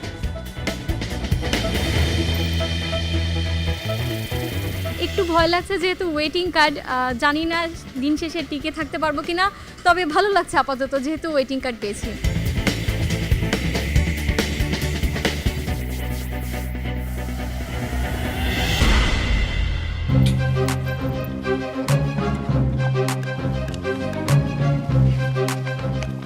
শাওন, জি, কি বানিয়েছো? আমি আজকে বানিয়েছি চিকেন ক্যাশনাট স্যালাড। খুব ইজি একটা রেসিপি তো। জি। কেন তুমি ক্যাশিউ নাট বানিয়ে নিয়ে এসেছো আমাদের জন্য? এটা আমার হাতের বেস্ট একটা রেসিপি। ইভেন আমার ফ্যামিলি মেম্বার্স, আমার ফ্রেন্ড সার্কেল যারা আছে, তার প্রত্যেকে আমার হাতের এই রেসিপিটা খুব পছন্দ করে। এই জন্য আজকে আপনাদের জন্য এটা মেক করে আনছি। রেগুলারলি আর কি রান্না করো? আমি সাধারণত দেশি আইটেম করতে খুব পছন্দ করি, তার পাশাপাশি সব কিছু চেষ্টা করি, কারণ সব কিছু একটু একটু জানি বলেই আজ সেরা রজনীর মঞ্চে এসেছি। আমি যদি জাস্ট দেশি খাবার জানতাম তাহলে অবশ্যই এখানে আসতাম না। বেকিং পারেন? খুব ভালো না, বাট চেষ্টা করি। কি কি পারেন করতে? বান ট্রাই করছি, কেক ট্রাই করছি, ভ্যানিলা কেক ট্রাই করছি। পজিটিভ দিকগুলো বলি। জি, sure. This is really good. Thank you so much. আমি একদমই ইমপ্রেসড ছিলাম না when you got a cashew nut salad. হ্যাঁ, but you were right. Your friends and family, they're right. This is A1, really good. So I am supposed to judge you on the food that you feed me. This is really good. Thank you so much. প্লেটিংটা না, এটা এমনিতে অনেক colourful. হ্যাঁ, জি। Solid একটা বলে, black or white একটা বলে, little amount of, ঠিক আছে, তিনজন টেস্ট করার মতো ছোট্ট একটা অ্যামাউন্ট আনলে ইট লুকস আরো এখন এটা অ্যাট্রাকটিভ। রেজালা, পোলাও, মাংস, তাই না? এগুলা কি পারেন? হ্যাঁ, ইনশাআল্লাহ, মানে চেষ্টা করি। যদি কোনো আইটেম জানতে চান সেক্ষেত্রে বলতে পারবো। একসাথে কতজনের রান্না করা হয়েছে? এখনো পর্যন্ত একসাথে 16 জনের একটা বার্থডে পার্টিতে। We're convinced to give you a waiting card. শুরু এখান থেকেই। জি স্যার। ঠিক আছে। Thank you. Thank you so much. আলহামদুলিল্লাহ, আলহামদুলিল্লাহ, আমি ওয়েটিং কার্ড পেয়ে গিয়েছি। ভীষণ ভীষণ খুশি কাজ করতেছে, কিন্তু ভিতরে একটু ভয়ও কাজ করতেছে, কারণ যে এই যে লাল কাঙ্ক্ষিত অ্যাপ্রনটি কখন আমার গায়ে আসবে, মানে দুশ্চিন্তা এখানে। যে আমার যে প্রতিযোগিতা রয়েছে, আমার কম্পিটিটাররা রয়েছে, তাদের ডিশগুলো দেখলাম ভীষণ ডেলিশিয়াস, আর দেখতে আউটলুকটা অসম্ভব সুন্দর। এই জন্য ভয় লাগতেছে যে কী হয় না হয়, মানে যা হবে ইনশাল্লাহ ভালো হবে। ওয়েটিং কার্ড তো আপাতত পেয়ে গিয়েছি। Nó cũng còn một cái màu đây nữa, nhưng mà mình sẽ sử dụng màu bé này để tô nốt nha. Mình sẽ sử dụng màu nhỏ này để tô phần đầu của chú. Bắt đầu tô từ phần đầu của chú vịt trước. Đầu tiên là sẽ tô chỏm lông trên đầu trước nhé.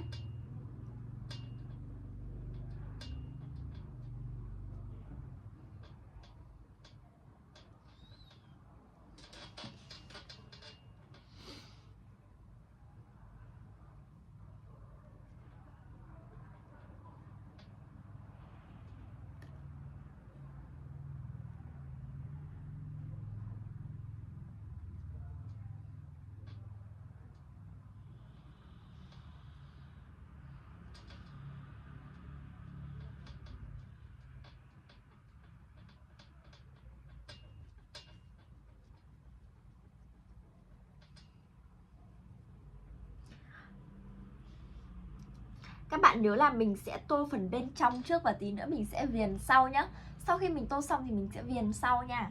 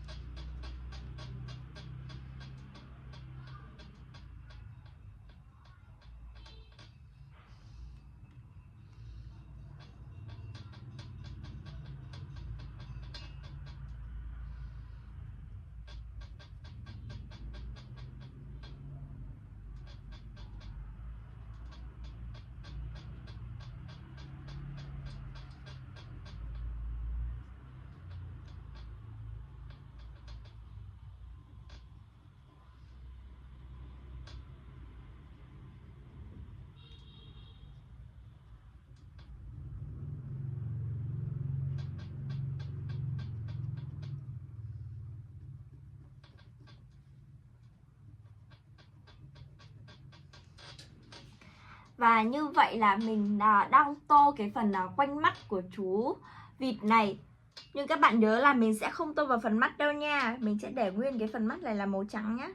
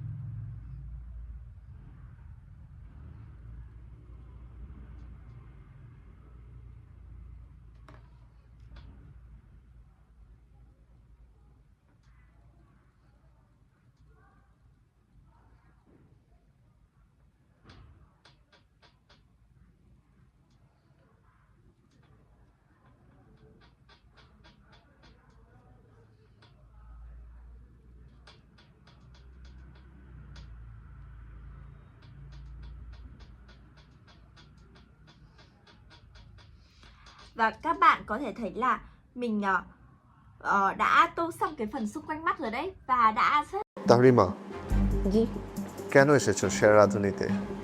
আমার মানে শেফের এই প্রফেশনটা খুবই ভালো লাগে আর হচ্ছে আমি খুব enjoy করি কুকিংটা খুব ছোটবেলা থেকেই। গ্র্যান্ড অডিশনে জিততে পারবেন? ইনশাআল্লাহ।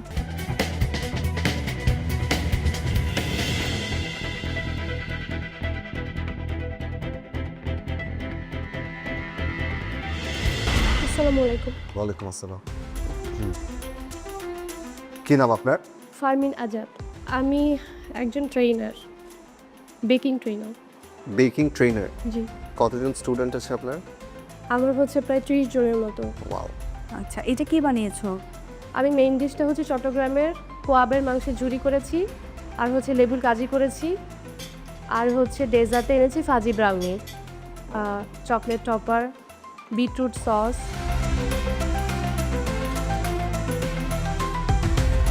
ফারমিন, আর কি বানাতে পারো তুমি? আমি স্যার আমি কুকিং করি, বাট আমি টিচার হচ্ছে বেকিংয়ের, আর কুকিংটাও করি। আমি বাসায় একটা হোম বিজনেস চালাচ্ছি আজকে 9 বছর। আমি বাসা থেকে বিভিন্ন পার্টিতে হোম ডেলিভারি করি।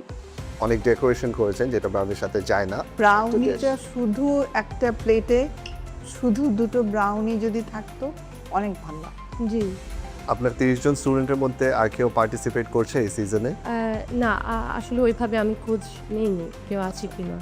যদি কেউ করে, আর তার সাথে যদি আপনার ঝাল খাবার নিয়ে হেড টু হেড ফাইট করতে হয়, সেখানে আমরা সবাই কম্পিটেন্ট, মানে আমরা একটা কম্পিটিশন ফাইটে যদি আপনি হেরে যান, অবভিয়াসলি আমাকে মেনে নিতে হবে সেটা। আমরা সবাই সেখানে সমান যোগ্যতা সম্পন্ন সেখানে।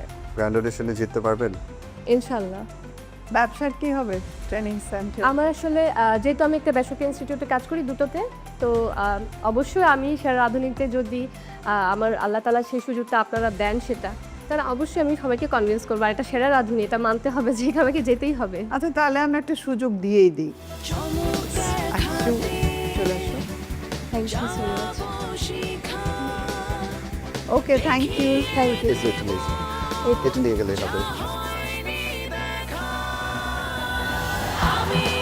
ওয়েটিং কার্ড পেয়ে ভীষণ ভালো লাগছে এবং একই সাথে খুবই টেনশন হচ্ছে যে কাঙ্ক্ষিত অ্যাপ্রনটি পাবো কিনা বা পরবর্তী নেক্সট রাউন্ডে যেতে পারবো কিনা।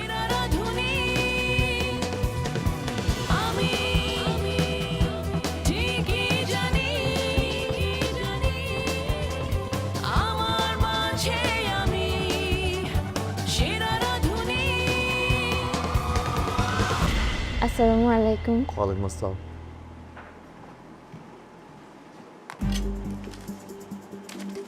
তাহরিমা, জি। কেন এসেছো সেরা রাঁধুনিতে? আমার মানে শেফের এই প্রফেশনটা খুবই ভালো লাগে আর হচ্ছে আমি খুব এনজয় করি কুকিংটা খুব ছোটবেলা থেকেই। রেসিপিটার নাম কি? Japanese chicken katsu curry and হচ্ছে স্পাইসি গার্লিক শ্রিম্প। চিকেন কাটসুর সসটা কীভাবে বানিয়েছো? এটা হচ্ছে আমি অ্যাপেল দিয়েছি, ক্যারট দিয়েছি, তারপর হচ্ছে অনিয়ন দিয়েছি, বাটার দিয়েছি, গার্লিক দিয়েছি, oyster sauce and soya sauce দিয়েছি। কী নিয়ে পড়াশোনা করো তুমি? আমি হচ্ছে এগ্রিকালচার ইউনিভার্সিটিতে ফিশারিজে জয়েন করেছি। কি কি ইটালিয়ান ডেজার্ট বানাতে পারো? তিরামিসু পারি, তারপর হচ্ছে টার্কিশ ডেজার্টগুলো ট্রাই করি, বাকলাভা, তারপর হচ্ছে বাসবুসা, এগুলো ট্রাই করি। তোমার চিকেন কাটসুটা ভালো হয়েছে, still little crispy. I can tell যে যখন বানিয়েছিলে তখন প্রপার ডাননেস ছিল, ইটস জুসি ইনসাইড, এটা ভালোই ক্রিস্পি হয়েছে। অ্যান্ড উপরের সসটাও it's your version of the sauce that you made, এটা ইটস গুড। আমরা আপনাকে এখনের জন্য একটা ওয়েটিং কার্ড দিব। Thank you so much. চলে আসেন। ওয়েটিং গার্ড পেয়েছি, আলহামদুলিল্লাহ ভালো লাগছে, কিন্তু অ্যাপ্রন পেলে ইনশাল্লাহ আরও ভালো লাগবে যদি পেয়ে যাই। হোপ ফর দ্য বেস্ট, দেখা যাক কী হয়। Tóc nữa thôi là mình đã tô xong cái bức tranh này rồi nha.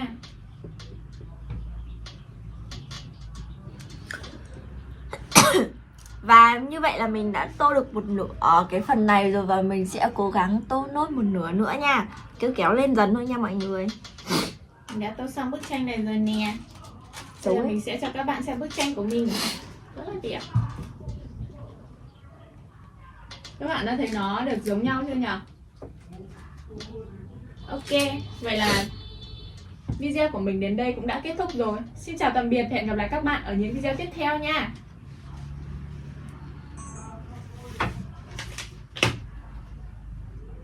Mọi nguyên nha.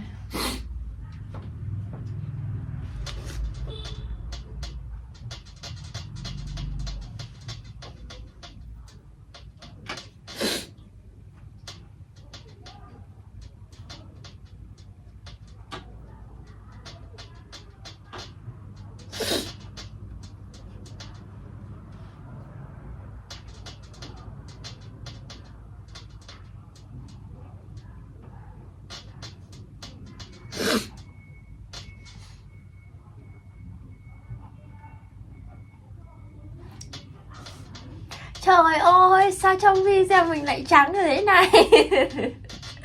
Trông trắng thật.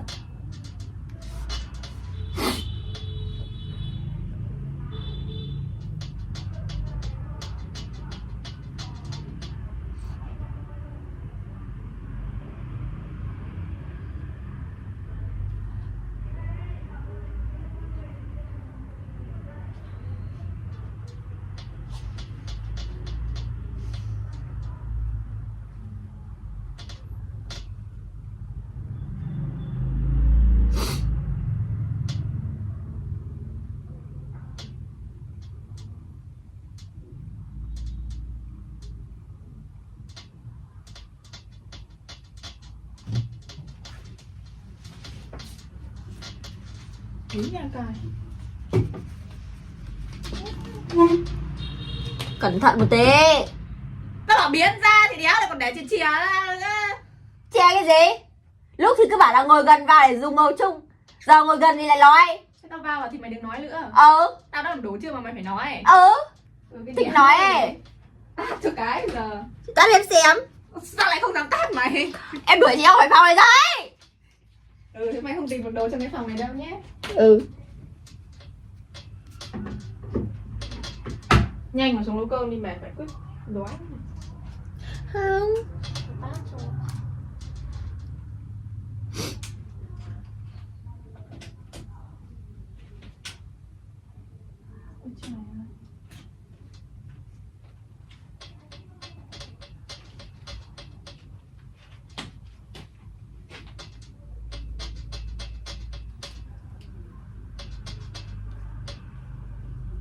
Chưa là cái này 43, sợ quá.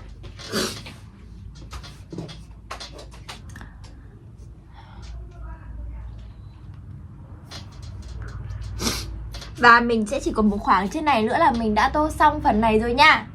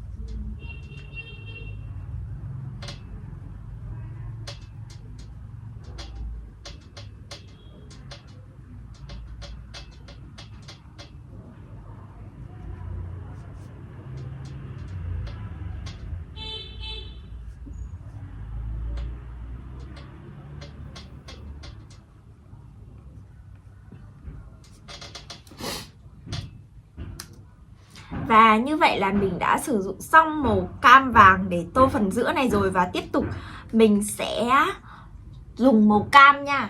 Mình sẽ dùng màu cam để tô cái phần gần đuôi này nhá. Và mình cũng sẽ bắt đầu tô từ dưới lên trên.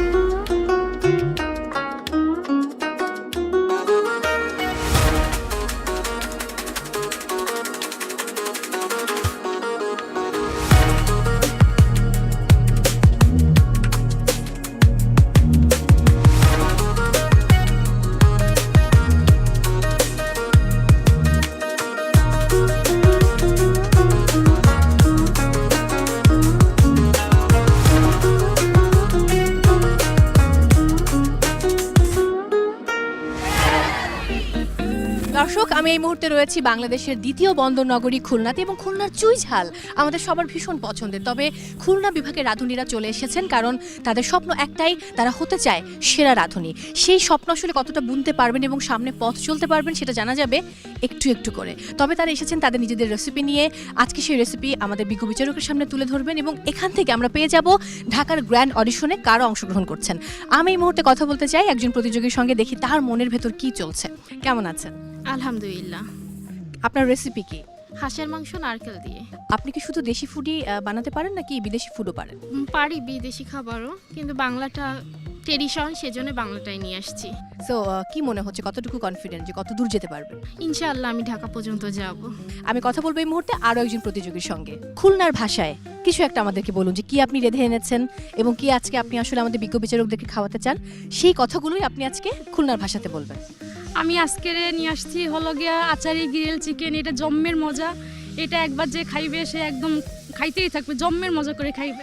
আপনি কি কোথাও রান্না শেখেন নাকি একদম নিজের থেকে? আমি রান্না শিখছি, শিখে এখন আমি একজন উদ্যোক্তা, আমি হোমমেড ফুড সাপ্লাইয়ার। আর সেরা রাঁধুনিতে আগে একবার আসছিলাম, এখানে আমার দ্বিতীয়বার। আগেরবার কত দূর যেতে পেরেছিলেন? আমি 1424 একবার আসছিলাম, তখন আমি কোথাও রান্না শিখি নাই। স্যার বলছিল যে আপনি আগে রান্না শিখেন, রান্না জানেন, তারপর এখানে আসবেন। তো আমি এই কয় বছর রান্না শিখে, রান্না করে এবং উদ্যোক্তা হয়ে তারপর এখানে আসছি আমি। অনেক অনেক শুভকামনা আপনার জন্য এবং আমি মনে করি যে বাকিদেরও আপনার মতো হওয়া উচিত এবং আপনাকে দেখে অনুপ্রাণিত হবার অনেক কিছু আছে। শুভকামনা। কি নাম আপনার? আতিকা বিনতে জিল্লুর রহমান। আপনি এর আগে কখনো এসেছেন নাকি এবারই প্রথম? এবারই প্রথম। যে খাবারটি রেঁধেছেন, এই খাবারটি কখনো নিজের বাবাকে খাইয়েছেন? হ্যাঁ, যেহেতু আমি কেক বেকার, তো কেক আমার রীতিমতো বানানো পড়ে। আর আজকে আমি এখানে কেক নিয়ে এসেছি, তো কেক খাওয়ানো হয়েছে। অনেক শুভকামনা আপনার জন্য। দর্শক, আমি কথা বলবো আরও একজনের সঙ্গে। এদিকে দেখতে পাচ্ছি, আপনি কি রান্না কোথাও শেখেন নাকি একেবারে সম্পূর্ণ নিজের থেকে তৈরি করেন খাবার? আমি নিজের থেকে অথেন্টিক এবং ফিউশন ট্রাই করি এবং অনলাইন এবং বিভিন্ন কোর্স থেকেও শেখা হয়। রান্না করার বাইরে আর কি করেন আপনি? আর রান্না করার বাইরে অ্যাকচুয়ালি আমি অনার্স ফাইনাল ইয়ারের স্টুডেন্ট।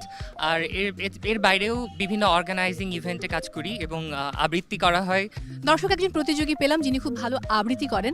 অবশ্য অনেকে হয়তো এসে রান্নার কথাই বলেন, কবিতার কথা বলা হয় না, বাট এই মুহূর্তে আমি একটু দুলাইন আবৃত্তি শুনতে চাই।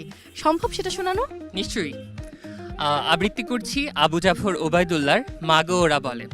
কুমড়ো ফুলে ফুলে নুয়ে পড়েছে লতাটা, সজনে ডাটায় ভরে গেছে গাছটা। খোকা তুই কবে ফিরবি, কবে ছুটি? চিঠিটা তার পকেটে ছিল ছেঁড়া আর রক্তে ভেজা। মাগো ওরা বলে সবার কথা কেড়ে নেবে, তোমার কোলে শুয়ে গল্প শুনতে দেবে না। অনেক শুভকামনা আপনার জন্য। Thank you so much. কেমন আছেন? আলহামদুলিল্লাহ, ভালো আছি। এর আগে আপনি এসেছিলেন সম্ভবত? জি, গতবার এসেছিলাম। তখন কত দূর পর্যন্ত যাওয়ার সুযোগ হয়েছিল? গতবার খুলনা অডিশনে আমি 4 নাম্বার পজিশনে ছিলাম। 1 পয়েন্ট সামথিং এর জন্য আমি যাইতে পারিনি ঢাকা পর্যন্ত। রেসিপি কি? French dessert and kacchi biryani. আপনার জন্য অনেক শুভকামনা রইল, দেখা যাক কি হয়। Thanks.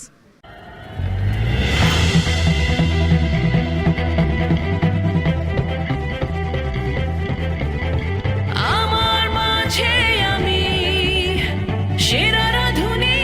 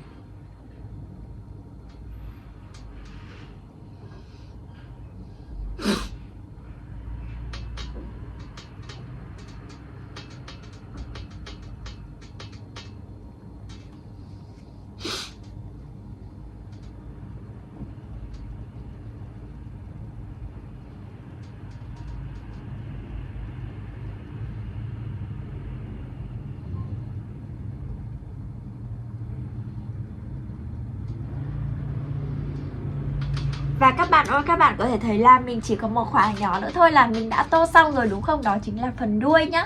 Và mình sẽ cố gắng tô cẩn thận nốt phần đuôi này, tại vì cả một cái bức tranh mình tô đã rất là đẹp và không hề bị lem ra ngoài một đoạn nào rồi đúng không nào?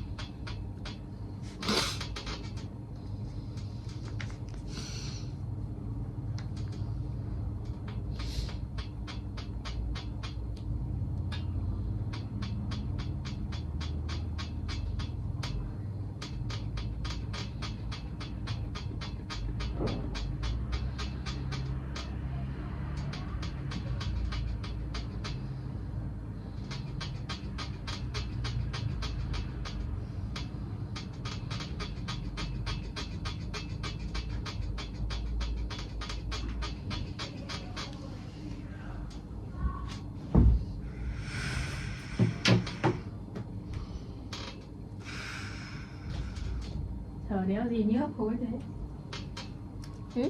Mày thở kiểu đéo gì mà như hấp hối thế? Mà thở hấp hối không ạ? Kiểu hồi xưa kiểu cái kiểu thở bung mái đấy. Mình đáng yêu hả? Vâng. Người ngăn mũi.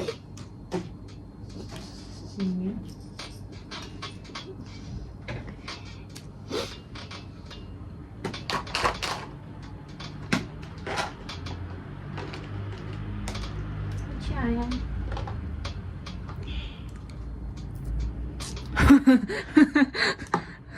Thế cốc của chị để làm gì? Ức chế đấy nhỉ? Cốc thì không dùng, cứ cầm cốc người ta. Phấn lộ. Tao đổ nước vào đầu bây giờ. Và mình sẽ tô nốt một nửa cái đoạn đuôi này của chú cá mập nhá. Nó xin không ước coi. Tới kinh. Khiếp, uống được 2 hớp nước mà đã hết mẹ cái bình rồi, sợ quá. Con kia mày uống nước như uống nước lã ấy. Sao mày đéo thay cái áo của tao ra? Cái gì? Sao mày thay cái áo của tao ra? Mặc đang ấm thay chí. Tắm rồi mắc gì ấm gì nữa. Phòng nó lạnh ấy, không có tình người. Cởi ra mới là không có nè. Mẹ mày đã cho mặc rồi mà còn nói thế nữa. Hóa ra nó tắm rồi là tắm từ chưa? Để cao và như vậy là mình đã dùng xong màu xanh để tô bức tranh rồi, và mình sẽ cất màu xanh đi và sử dụng màu đen để tô phần mắt của chú. Và tiếp tục thì mình sẽ tô đến cái càng thứ hai nhé.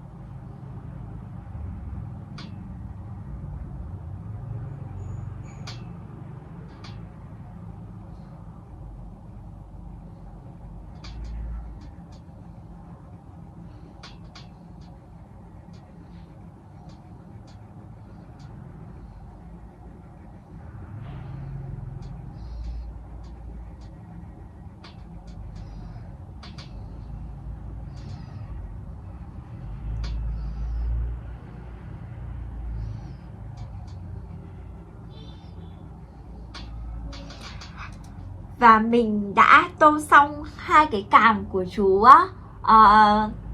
tôm này rồi, và mình sẽ tiếp tục sử dụng màu cam này để tô phần đầu của chú tôm luôn nhé.